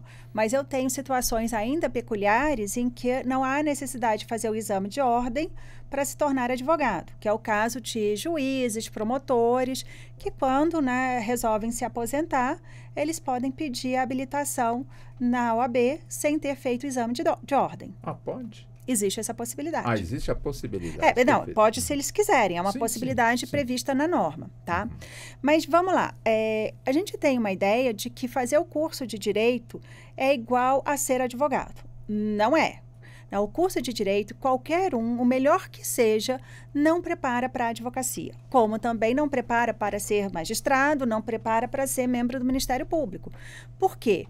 Prepara o conhecimento. Você vai ter ali um conhecimento mínimo, diga-se de passagem, né, para você entender o que é a ciência jurídica. Por isso que a gente se forma em bacharel. Por quê? Para você exercer qualquer uma dessas profissões, você vai ter que fazer mais alguma coisa. Então, se a gente estiver falando do magistrado, ele vai fazer uma prova, né, para se tornar magistrado vinculado ao Tribunal X. Ele passa lá pelo certame dele. E se vai se tornar advogado, você vai fazer o exame de ordem. Porque a faculdade, a estrutura dela, os cursos de direito, não preparam para as profissões, preparam para o conhecimento teórico. Então, essa é a grande briga que a gente tem, né, entre a teoria e a prática, que o Yuri e todos os outros estudantes de direito sentem, né? Então, quando a gente vai contratar, aí estou falando eu, Luciane, né, a Carol aqui vai contratar, né, um estagiário, a gente quer saber o que ele já está trazendo ali de prática, se tem alguma coisa, né? Mas muitos fazem a opção de fazerem estágios em órgão público. E aí, para a gente que está no escritório, a gente fala assim, bom, só se não tiver outro candidato. Então não é bom a pessoa fazer estágio em órgão público, quem está fazendo bacharelado de direito. Eu acho que ele precisa passar pelo órgão público para ele entender toda a sistemática. Eu entendo, e eu fiz isso na minha época enquanto estudante, passar por todos os pontos para saber aquilo que eu me identificava, para saber, inclusive, se eu queria realmente ir para a advocacia. E ver a advocacia como sendo a última solução, não dou conta de passar no concurso, não dou conta de fazer isso, vou para a advocacia, pode esquecer. É melhor desistir do curso de direito, é melhor desistir daquilo ali e vai fazer qualquer outra coisa na vida. Porque a advocacia demanda o sangue da pessoa, né? Você tem que estar estudando sempre. E você tem que estar estudando o quê? Tudo. Walter, outro dia eu estava tendo que ler sobre os movimentos das marés. Porque o cliente que me apareceu, ele queria levar queria pedir uma patente, né, de um projeto que ele estava fazendo sobre transformação do movimento das marés em energia para virar luz. Eu falei assim, meu Deus, eu tenho que ler sobre esse trem aqui, né? Então lá fui eu entender o movimento da maré, para poder entender se na linguagem dele, porque uma coisa é a ideia dele, pensa assim, meu professor Pardal, né? Então a ideia dele eu tinha que decodificar para dentro do pedido que ia ser feito para o INPI para ver o que ele estava levando, para ver se entrava em choque ou não com outros pedidos que já existem. Então, lá vou eu estudar sobre isso. Então você vai estar estudando sobre coisas que você não tem nem noção. Sem ferir a ética, esse pedido foi feito? Se o pedido foi feito? No INPI? Não foi feito porque aí ele resolveu que estava faltando alguma coisa lá no projeto dele. E ele está lá pensando nesse negócio aí ainda. E a senhora aguardando. Eu não sei nem se vai para frente, porque assim, né? Ele é o doutor Pardal. Interessante, né? Ou seja... Mas tem mais de um projeto com essas características no INPI. Então, assim, eu preciso ver se o que ele está trazendo está igual àqueles que já tem. Então, eu tenho que entender dos movimentos para poder entender a linguagem de um, a linguagem do outro, entender o contexto todo, né? Então, a gente fica lá apanhando, muitas vezes, desses novos aprendizados que é constante. Então, você atende esse cliente de manhã e de tarde você está falando sobre menino, está falando de escola, está falando não sei o quê. Então, assim, os assuntos vão de A a Z dentro do mesmo dia, numa velocidade, assim, incrível. Mas mais do que isso, você precisa verificar se a advocacia é para você. Se a pessoa ela não consegue exteriorizar a sua ideia, ela não consegue exteriorizar a sua ideia tanto escrevendo quanto falando, como é que vai advogar? Se ela tem medo do cliente, tem medo do juiz, tem medo do colega, como é que vai advogar? Então, são coisas que você ou aprende, ou você já sabe fazer aquilo ali que está dentro do seu perfil. Porque senão ela não vai conseguir advogar. Imagina, vamos pensar assim, vou sair do direito da advocacia e vamos lá pensar no pessoal que quer ser policial militar. Ora, ok, faz o concurso, passa pelo treinamento e segue. Mas imagina se ele vira e fala assim, eu não vou correr atrás de bandido, não. Tem medo de arma, não sei. Tem medo de arma, não vou aprender a atirar. Eu falei assim, mas então você não tem o perfil para aquela profissão. Para toda e qualquer profissão, precisa ter esse perfil inicial. Se você quer fazer, você precisa fazer da forma que é. Imagina, Walter, você é jornalista falando aqui na rádio, imagina se você tivesse vergonha de falar no microfone. Como é que ia ser esse nosso programa aqui? Ia ser um mudo. Eu mudo aqui, vocês falando. O que já está quase acontecendo, se depender da gente, né? Da Renata, você não fala mais. Pois está entendendo? Então, você tem que ter esse perfil. E se você gosta muito da profissão e você quer fazer isso, então você tem que aprender aonde é que está esses seus Renata, nós, hoje, né? A gente tem outros ramos, por exemplo, eu vim na advocacia, quando me formei lá atrás, que era só pessoa, né, do advogado, uma máquina de datilografia, depois veio a evolução dos computadores, e hoje nós temos vários perfis dentro do escritório. Nós temos um advogado que é só gestor, um advogado que gosta só de peticionar. Então, nós temos dentro do escritório estrutura. Eu conheço hoje pessoas que têm empresas que fazem peticionamento para advogados, porque eles se tornaram especialistas nisso. Eles não gostam de falar em público, eles não gostam de participar de audiência, mas eles gostam de escrever. Então, nós temos, dentro da advocacia, nós temos N possibilidades que as pessoas podem desenvolver. Nós temos hoje o advogado gestor, o advogado que possa ser a pessoa que cuida da parte financeira, que cuida de contratação de pessoas, a que peticiona, a que faz só a sustentação oral. Tem advogado que não suporta a audiência, mas gosta de fazer sustentação oral. Quer dizer, então, nós temos hoje, dentro do ramo do direito, várias especializações que você também pode tornar um especialista.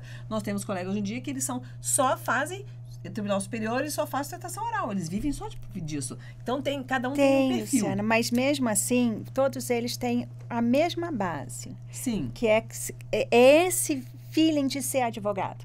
Né? Então, quando você fala assim, tem o advogado que ele vai ser só gestor. Tá, ele vai estar administrando aquele conjunto de advogados que tem ali, mas ele tem que ter uma coisa para saber quando passar na frente um processo do outro, quando impulsionar. Tem uma coisa diferente. Por a atividade, vou dizer, mecânica, você pode estar em qualquer um desses polos, que você vai escolher, que você vai se identificar. Mas a escrita de uma pessoa que é advogada e a escrita de uma pessoa que não é advogada é diferente. Sim, claro. Entendeu? Doutora Carol. Colocar uma expressão que um chefe meu utilizava para o que a Renata está falando. Quando eu era estagiária ainda, ele falava, tem que ter raciocínio jurídico, né? O gestor lá na controladoria do escritório, ele tem o raciocínio jurídico. Tem que ter o raciocínio jurídico. jurídico. Ele vai saber qual recurso pode ser interposto contra a decisão, contra aquela. Quem está escrevendo tem que ter o raciocínio jurídico. Quem está atendendo o cliente, que vai apresentar as opções para o cliente do que fazer, tem que ter o raciocínio jurídico. Então, eu acho que, de repente, é esse o ponto em comum de quem tenha o dom da advocacia. Então, assim, você pode estar em vários pontos, mas você precisa ter essa ideia de ser advogado, de se portar como advogado, de se posicionar como advogado, independente do ponto que você esteja atuando. Então, sim, a gente tem colegas que são excelentes numa sustentação oral. Você pede para ele escrever uma linha, ele fala assim, meu Deus do céu, eu nem lembro mais como é que se escreve. Mas ele tem o raciocínio lógico. Ele pode não conseguir escrever, mas ele vai te falar, por causa da sustentação que ele faz. Quer entrar nessa discussão, doutor Yuri? Não, é exatamente isso que a doutora Renata está falando. Lá no escritório a gente trabalha muito com isso também. A base todo mundo tem que ter.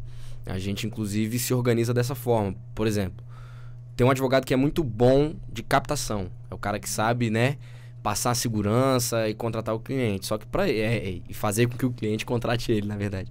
Só que para ele passar essa segurança, ele tem que ter o raciocínio jurídico, que a doutora Ana falou. Ele tem que saber olhar para o cliente, passar pelo menos umas instruções. Olha, nesse caso dá para fazer isso, isso e aquilo. Então, esse cara, às vezes, ele é muito bom em captação. Enquanto dentro do escritório tem um lá que é o cabeção da jurisprudência, fica o dia inteiro lendo jurisprudência, sabe tudo de reparação civil. Mas e esse cara que sabe tudo de reparação civil, o gênio da jurisprudência, ele não vai ter o contato com o cliente. Mas o advogado da captação que está tendo contato com o cliente, ele tem que saber pelo menos o básico lá da reparação civil e tem também muito de confiar na equipe, né? Tem um cara que trabalha comigo lá que ele sabe fazer isso. Então, é o que a doutora Renata está falando. É o perfil, tem que ter o perfil e tem que ter a base. A partir do perfil da base, o pessoal vai caindo aí para dentro do que sente mais tranquilo. Seja a sustentação oral, seja a realização de audiência, seja a tal da captação, que hoje em dia é o que eu vejo que uma galera tem mais dificuldade, né? Seja o peticionamento. Então, eu acho que é isso, eu concordo. A minha experiência de faculdade, a gente vê isso muito claro. Tem gente que conversa muito bem, tem gente que passa uma ideia muito bem, tem gente que é mais cara de pau. Eu acho que eu me enquadro um pouquinho nesse pessoal, assim, mais desenrolado, consegue conversar mais tranquilo. E tem aquele lá que assim, é crânio, é gênio, vai muito bem em todas as provas, mas ele não consegue falar um A. Um caladão. Caladão. Então, por exemplo, essa pessoa, ela tem perfil para quê?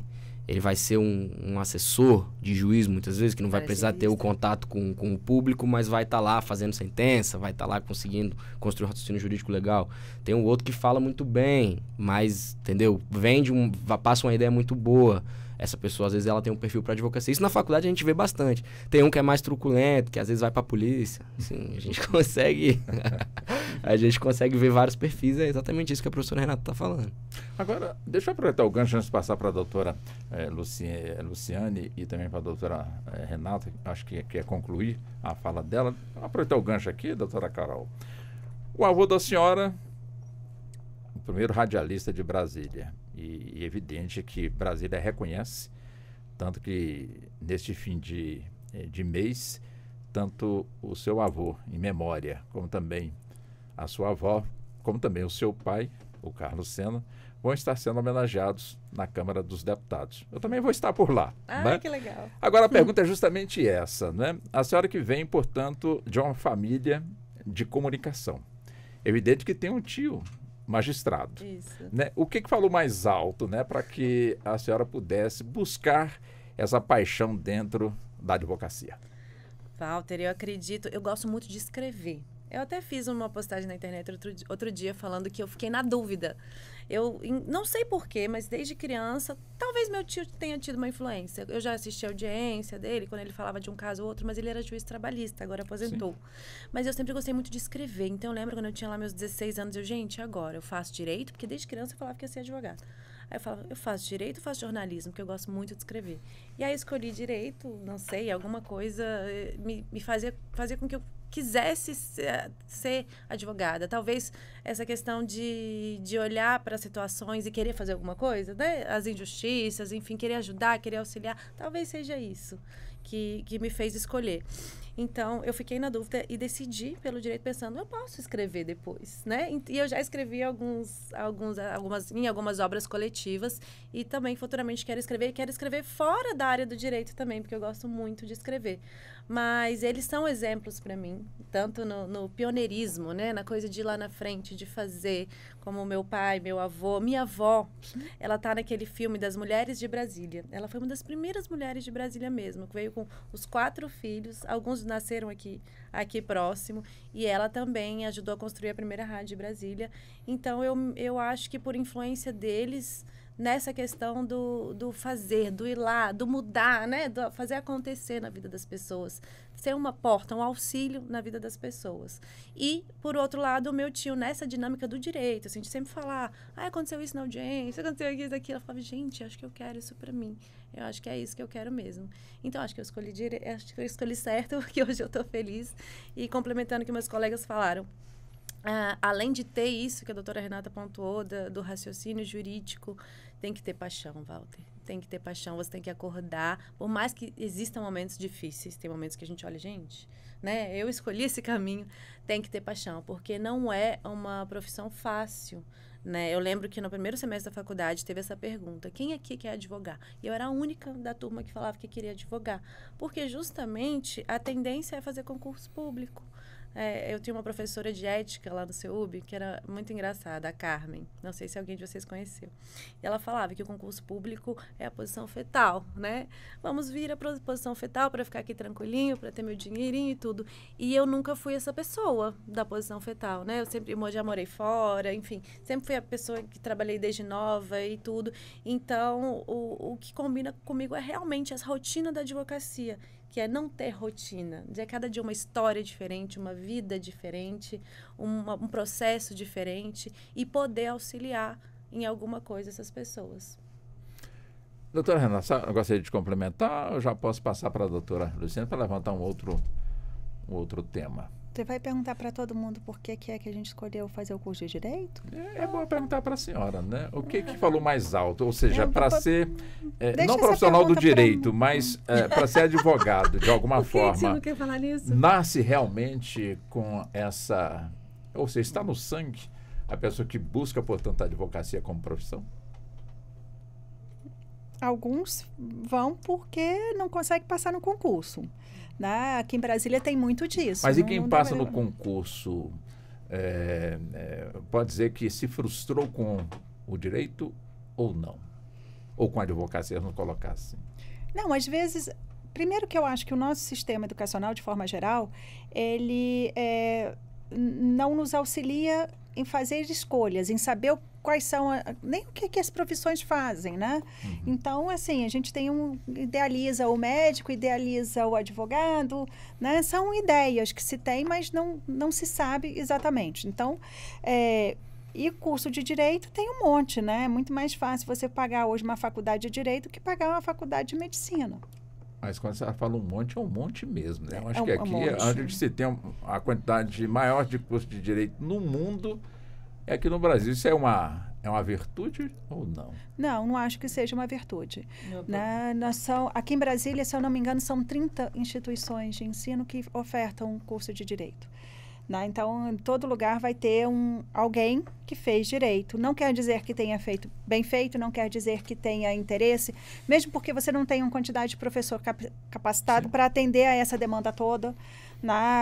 Enfim, mas aí é um problema de educação que é muito sério, enquanto outras áreas a gente está bem deficitário. Está precisando de outros profissionais da área da saúde, por exemplo, que precisa aí, psicólogos precisa, pessoal de TI precisa. Será que o pessoal busca advocacia porque não tem matemática? Mentira.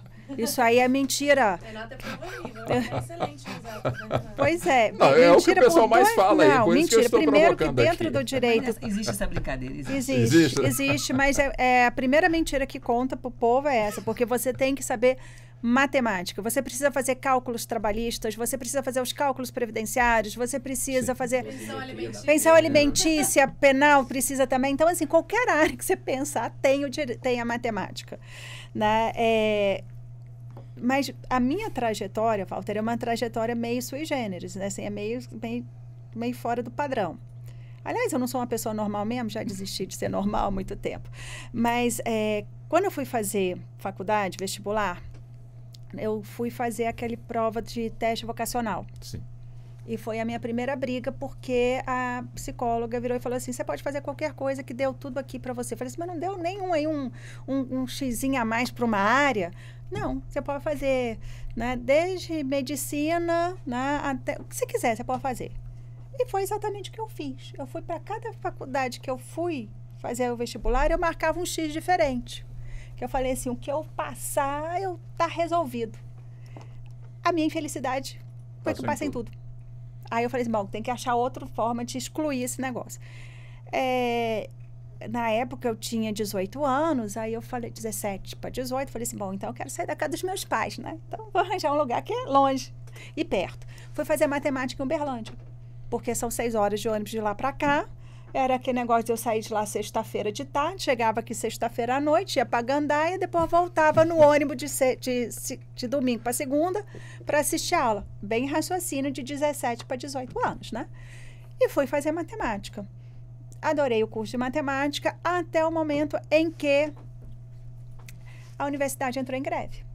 Renata, em Uberlândia, com 17, 18 anos, não tinha ninguém para fazer nada, Voltei para trás, voltei para Brasília. Meu pai falou assim, você só volta para casa se você passar no CEUB pela manhã.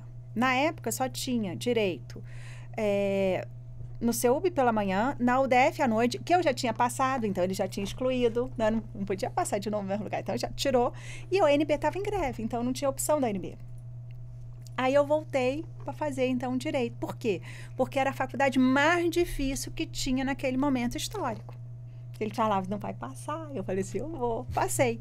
E aí eu comecei a fazer direito. E comecei a fazer direito dentro daquela ideia de que eu seria juíza. Então, no primeiro momento, eu me imaginei exercendo esse papel de juíza. E aí eu comecei a conversar com os professores, juízes, não sei o quê, para ver a área de atuação. Porque eu sempre tive essa ideia, estou vindo da matemática, O que a gente faz na prática e o que é teoria. Então, vamos ver como é que isso funciona. Aí lá fui eu, conversar com um, conversar com outro para entender. Walter, quando eu entrava naqueles gabinetes, que eu tinha aquele monte de processo, eu olhava para aquele troço e falava assim, isso não acaba nunca, isso é o inferno na Terra, tenho certeza. Porque realmente não acaba. O juiz, por mais que ele dê o sangue dele ali, aquele trem não tem fim. É processo entrando. Aí depois eu descobri que apesar dele se esforçar, aquela sentença ser maravilhosa, que não sei o quê, nunca atendia às necessidades das pessoas. Por quê? Porque os dois ficam insatisfeitos com o resultado. Ou, no mínimo, um deles fica insatisfeito, eu tenho recurso. Mas não era pelo recurso em si, é porque você não resolvia. Eu comecei a ver que aquelas decisões não atendiam à vontade realmente das partes. Por isso que eu gosto da mediação. Por isso que eu falo que as pessoas elas precisam aprender a conversar para negociar, para chegar e fechar um acordo.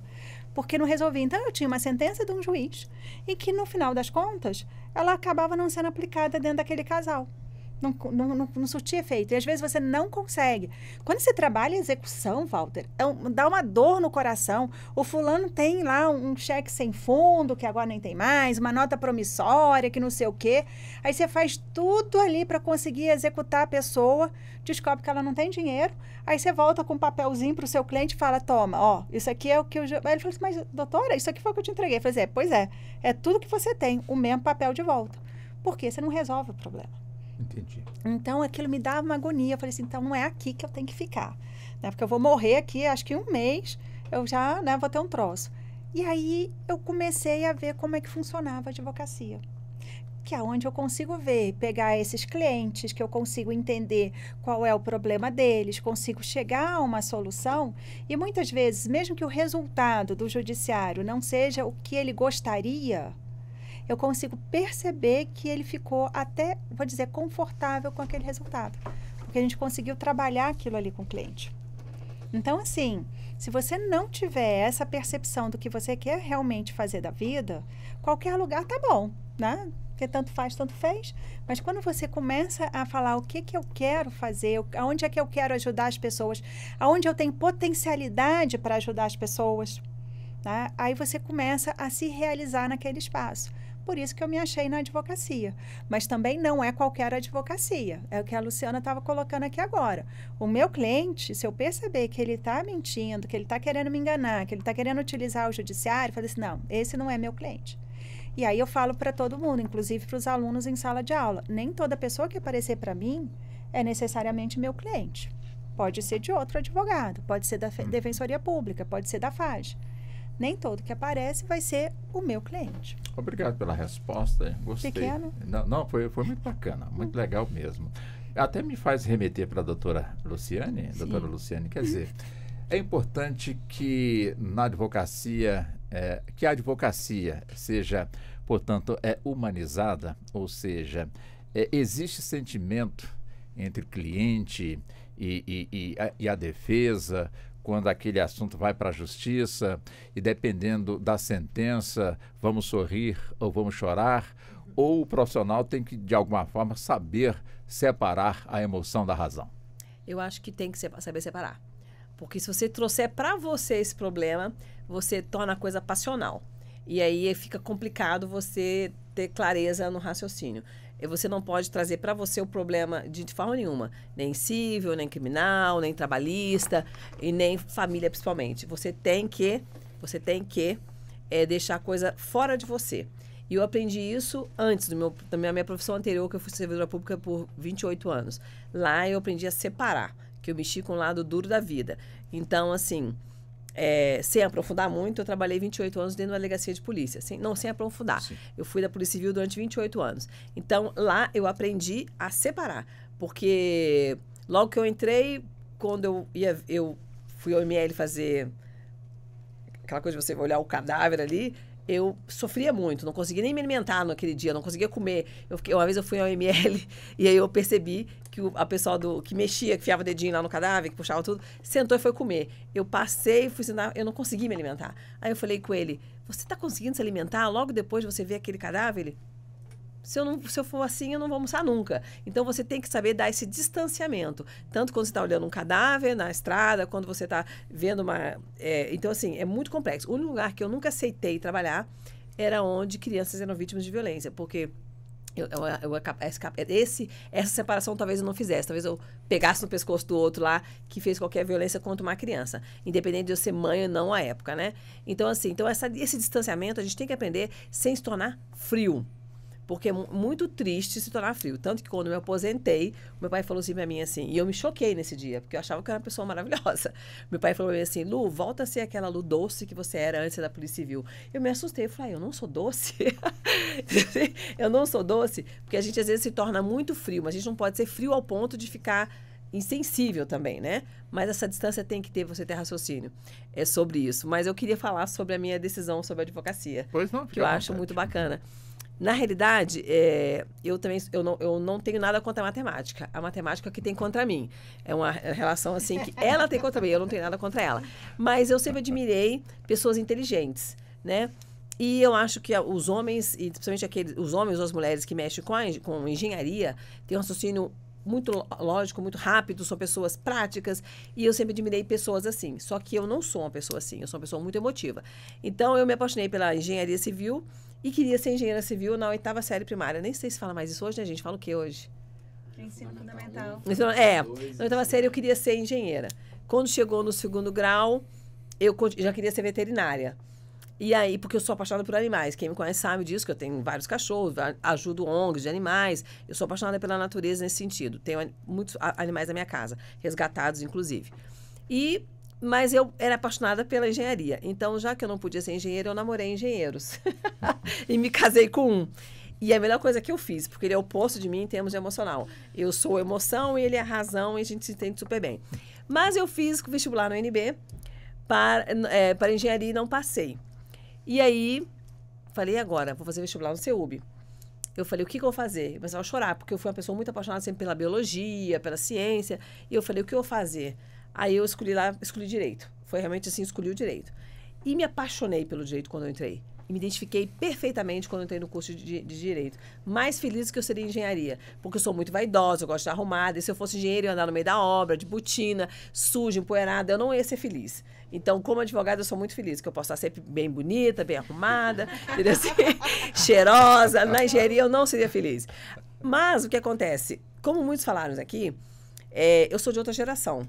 Na minha geração, feliz daqueles que são estagiários hoje.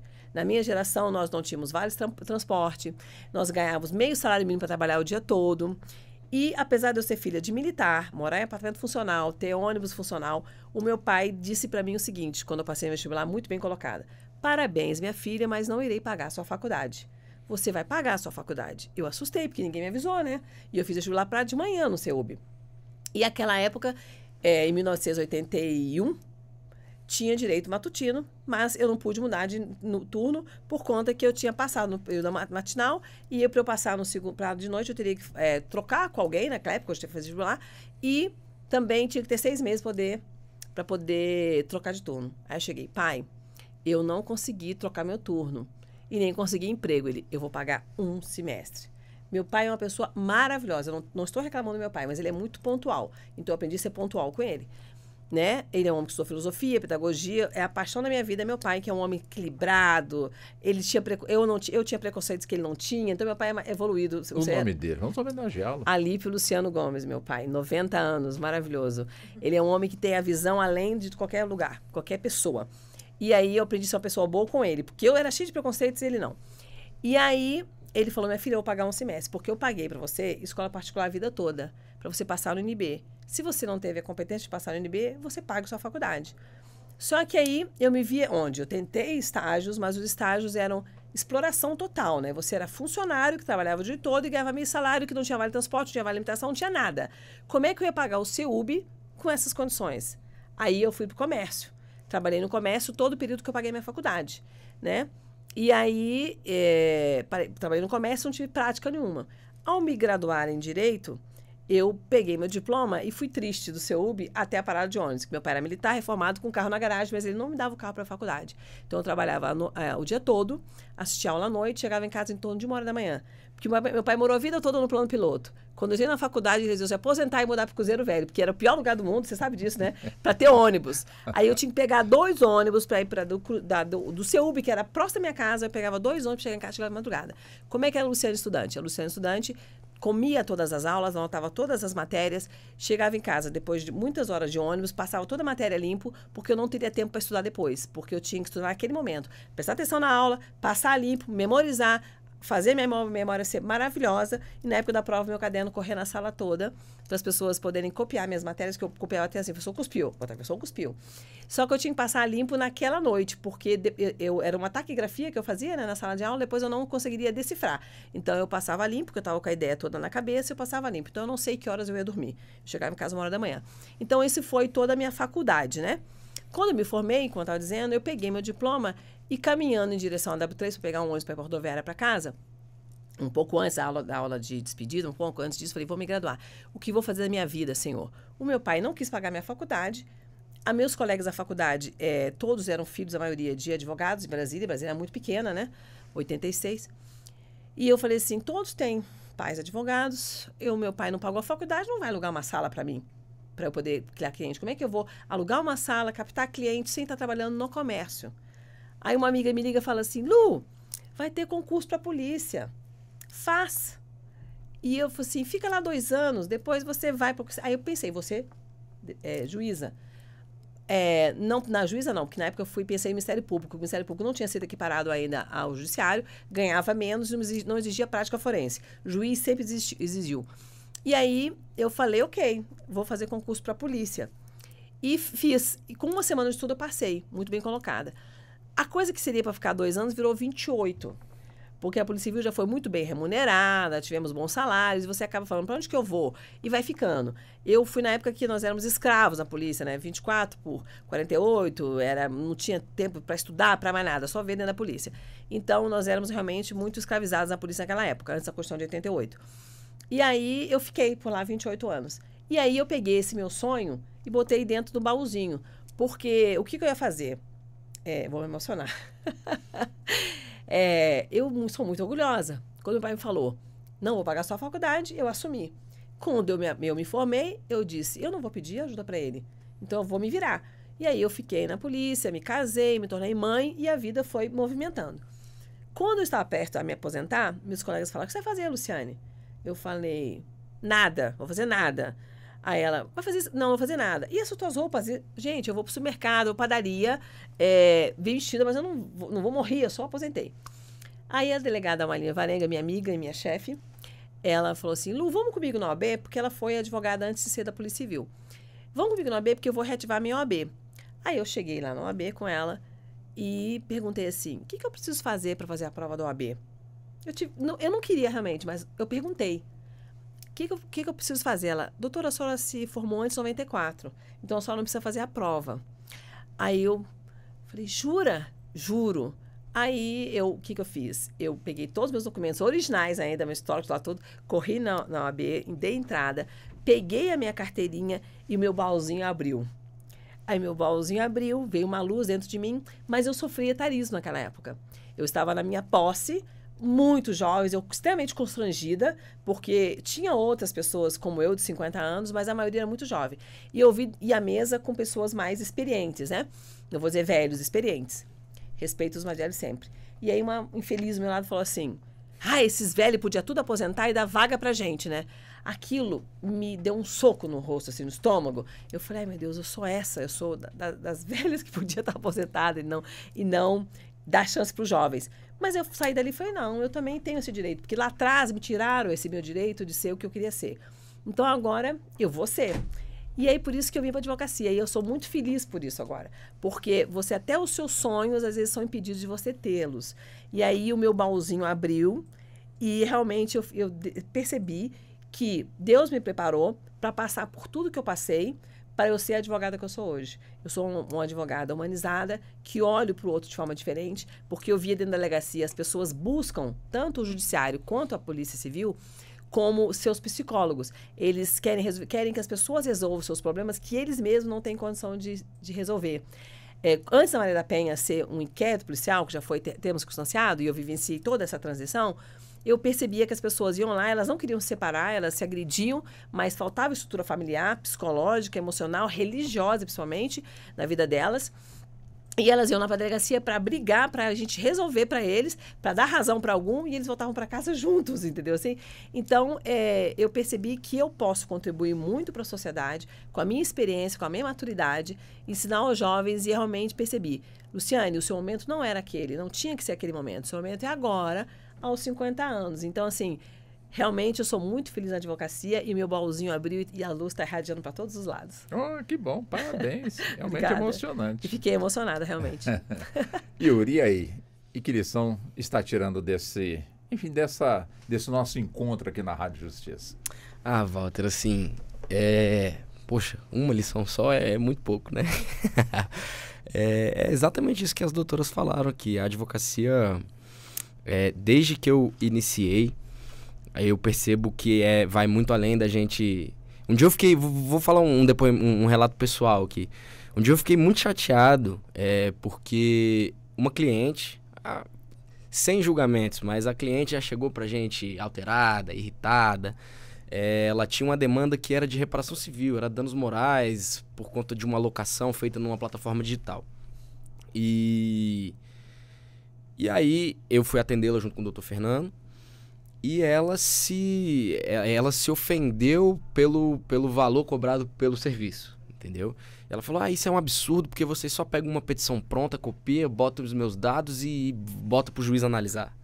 Entendeu? Assim, e eu percebo já de muito tempo, desde o 3º semestre, que eu entrei nesse ramo profissional da advocacia, que a advocacia vai muito além disso.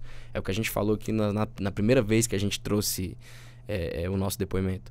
A advocacia é sobre você realmente entregar, muitas vezes, paz para uma pessoa. É sobre você corrigir uma situação que tá tirando o sono daquela pessoa.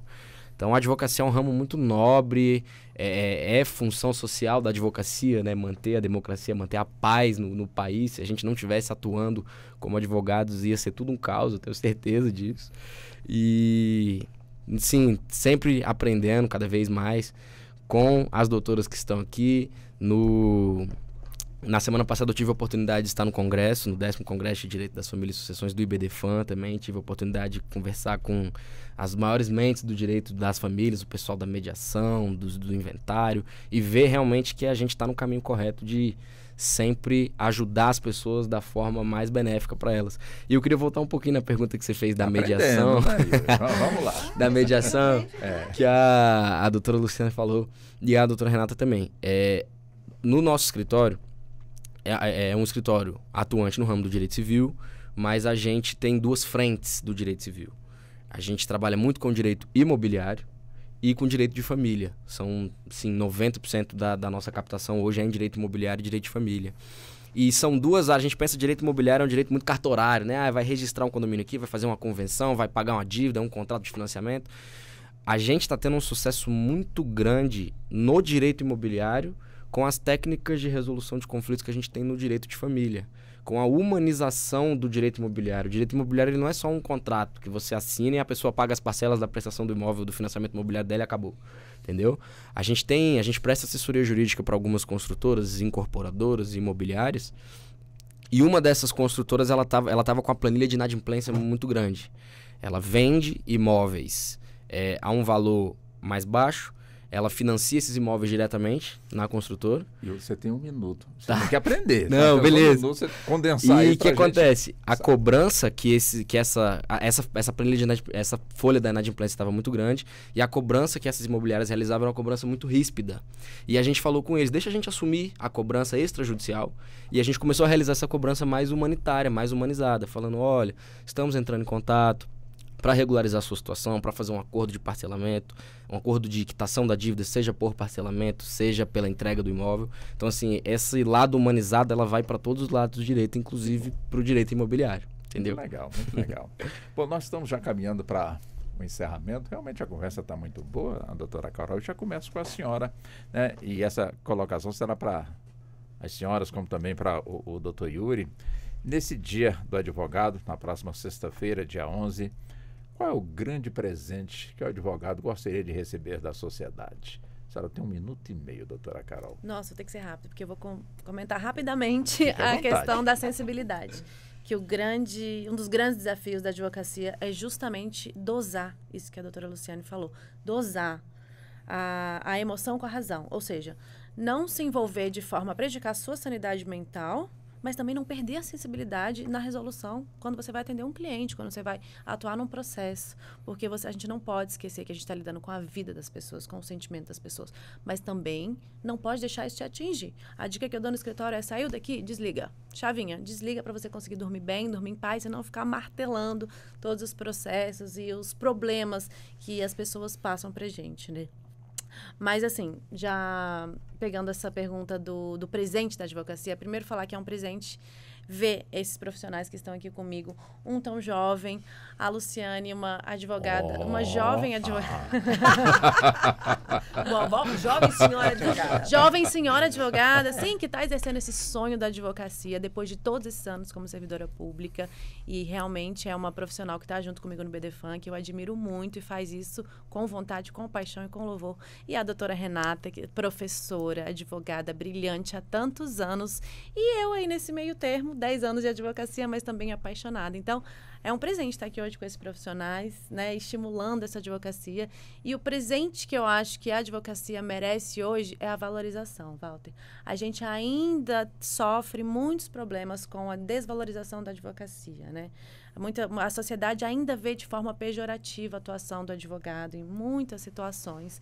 E como a gente falou aqui hoje, é uma função essencial do Estado, o exercício da advocacia, né? É fundamental o papel do advogado na sociedade. Como o Yuri falou, talvez não existisse a sociedade democrática que a gente tem hoje se não fosse a advocacia. O nosso papel é fundamental, não só na vida de cada pessoa que nos busca para a gente solucionar os problemas da melhor forma possível, como também na organização e funcionamento do próprio Estado, né? Do próprio país. Então, eu acho que o que a gente merece é a valorização da nossa profissão. E quando eu falo da mulher advogada, que é importante também a gente falar isso, né? É a igualdade, né? A gente ainda tem situações de que a mulher, apesar de ser a maioria na OAB, hoje pelo número de inscrições na OAB, nós somos maioria. Apesar disso, os cargos altos, quando a gente vai para o judiciário, enfim, vai para a própria OAB, você vê o número de presidentes nas OABs que existem, mulheres, é muito diferente do número de homens. Então, o nosso presente para a mulher também é a igualdade de oportunidades, né? Porque nós somos maioria e nós somos também competentes. A gente tem a tarefa difícil de conciliar, muitas vezes, como eu, minha pequena tem 5 meses, está lá em casa, ainda na amamentação, e a gente tem essa dura tarefa, né, de conciliar tudo nós mulheres. E a gente faz isso com maestria. Então, uma valorização da advocacia como um todo, e especialmente da mulher advogada nesse dia. Doutor Yuri, também essa mesma colocação, né? O senhor que está chegando na advocacia, então a pergunta é o contrário. Que presente o senhor pretende, de alguma forma, dentro dos seus conhecimentos, ofertar a essa sociedade? Pô, muito legal, Walter. Assim, hoje em dia, né? 1 minuto e meio, viu? Sim, senhor, sim, senhor. A gente percebe muita dificuldade, muitas vezes, de algumas pessoas ainda terem um acesso à justiça hoje em dia. Isso é uma pauta que eu penso desde o início. A gente tem a Defensoria Pública, a gente tem os casos pro bono, né? E ainda assim tem muita gente vulnerável, muita gente deficitária de auxílio jurídico. Então, assim, obviamente eu não vou ser hipócrita aqui e falar que, não, eu vou ser o Robin Hood, eu vou, né, advogar para pessoas sem hipossuficientes, de uma forma gratuita para ajudá-las. Mas, assim, dentro do escritório, dentro da atuação profissional, como a gente já tem hoje no escritório, eu tenho muita vontade, principalmente nesse ramo de direito de família, alguns casos bem tenebrosos aí que a gente percebe de reconhecimento de filiação, algumas, né, vamos pro ladinho mais obscuro, assim, que a gente vê conflitos bem, bem tristes no direito de família. Eu tenho muita vontade de advogar, de dar de presente, se é que pode falar que isso é um presente, mas de tentar auxiliar da melhor forma pessoas que hoje têm dificuldades financeiras, têm dificuldades de acesso à justiça.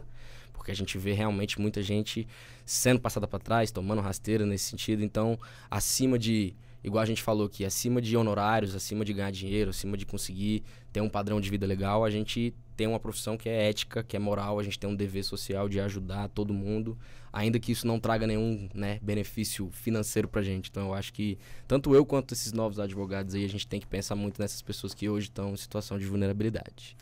Doutora Luciane, também, por favor, 1 minuto e meio para as considerações finais dentro deste contexto, né?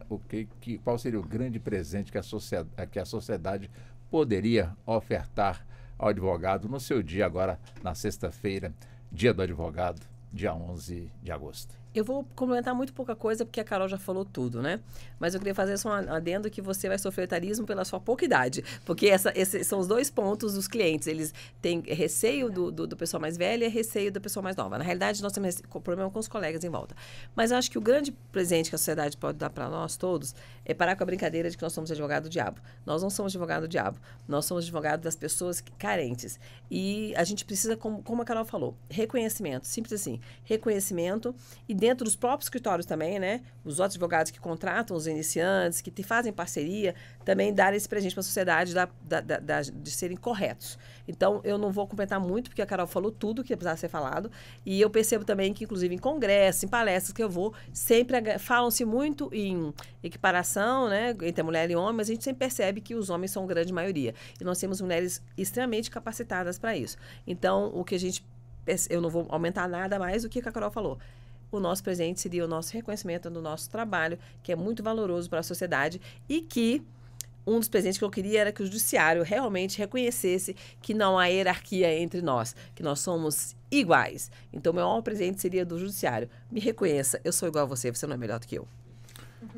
Doutora Renata, também, por favor, 1 minuto e meio, também dentro dessa questão levantada, ou seja, o presente que a sociedade poderia ofertar para o advogado, para a advogada, nesse dia 11 de agosto? Bom, eu vou somar, fala da Carol, fala da Lu, vou somando, porque eu quero isso tudo aí.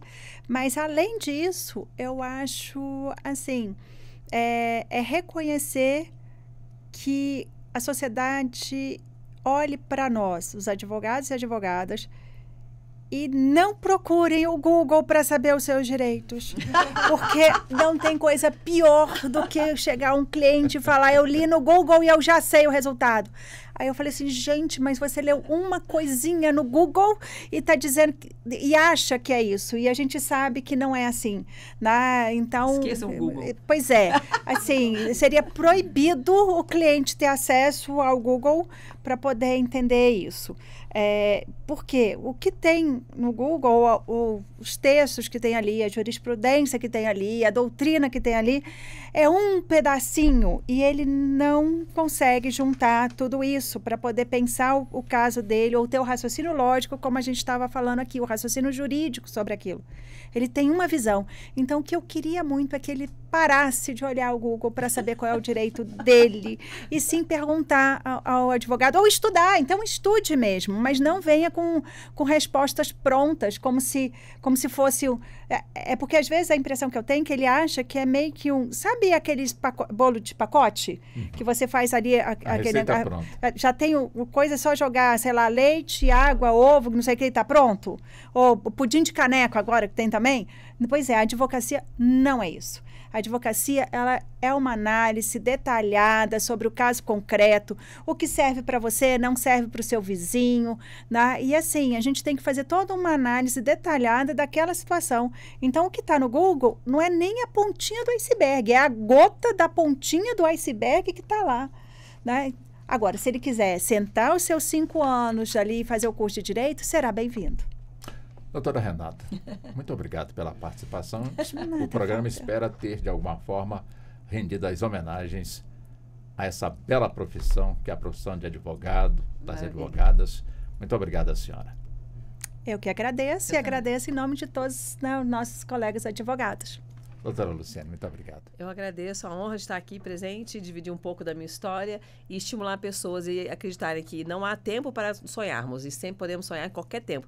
Há tempo para tudo e há hora para tudo. Então, uma hora vai chegar o seu momento. Doutora Ana Carolina, também muito obrigado pela participação. Eu que agradeço o convite da doutora Renata, a condução brilhante sempre do Walter, meus colegas que estão aqui. E queria falar para todos os advogados que estão ouvindo que se dedicarem com paixão, o sucesso ele vai chegar, né? O caminho é esse, é compaixão e dedicação. Yuri, nova geração da advocacia, também muito obrigado pela participação aqui conosco. Muito obrigado, viu, Walter? Novamente, igual eu falei aqui no começo, é uma honra estar cercado por advogadas brilhantes aqui, pelo Walter, que conduziu aqui de forma excepcional. Realmente é um prazer, é uma honra na minha cidade, no STF. Eu espero que não seja a última vez. Espero estar aqui outras vezes. Muito obrigado. Com certeza. E assim chegamos ao fim da edição de hoje do Justiça na Tarde. Nosso tempo acabou de vez. Boa tarde. Boa tarde. A Rádio Justiça apresentou Justiça na Tarde. Secretaria de Comunicação Social, Supremo Tribunal Federal.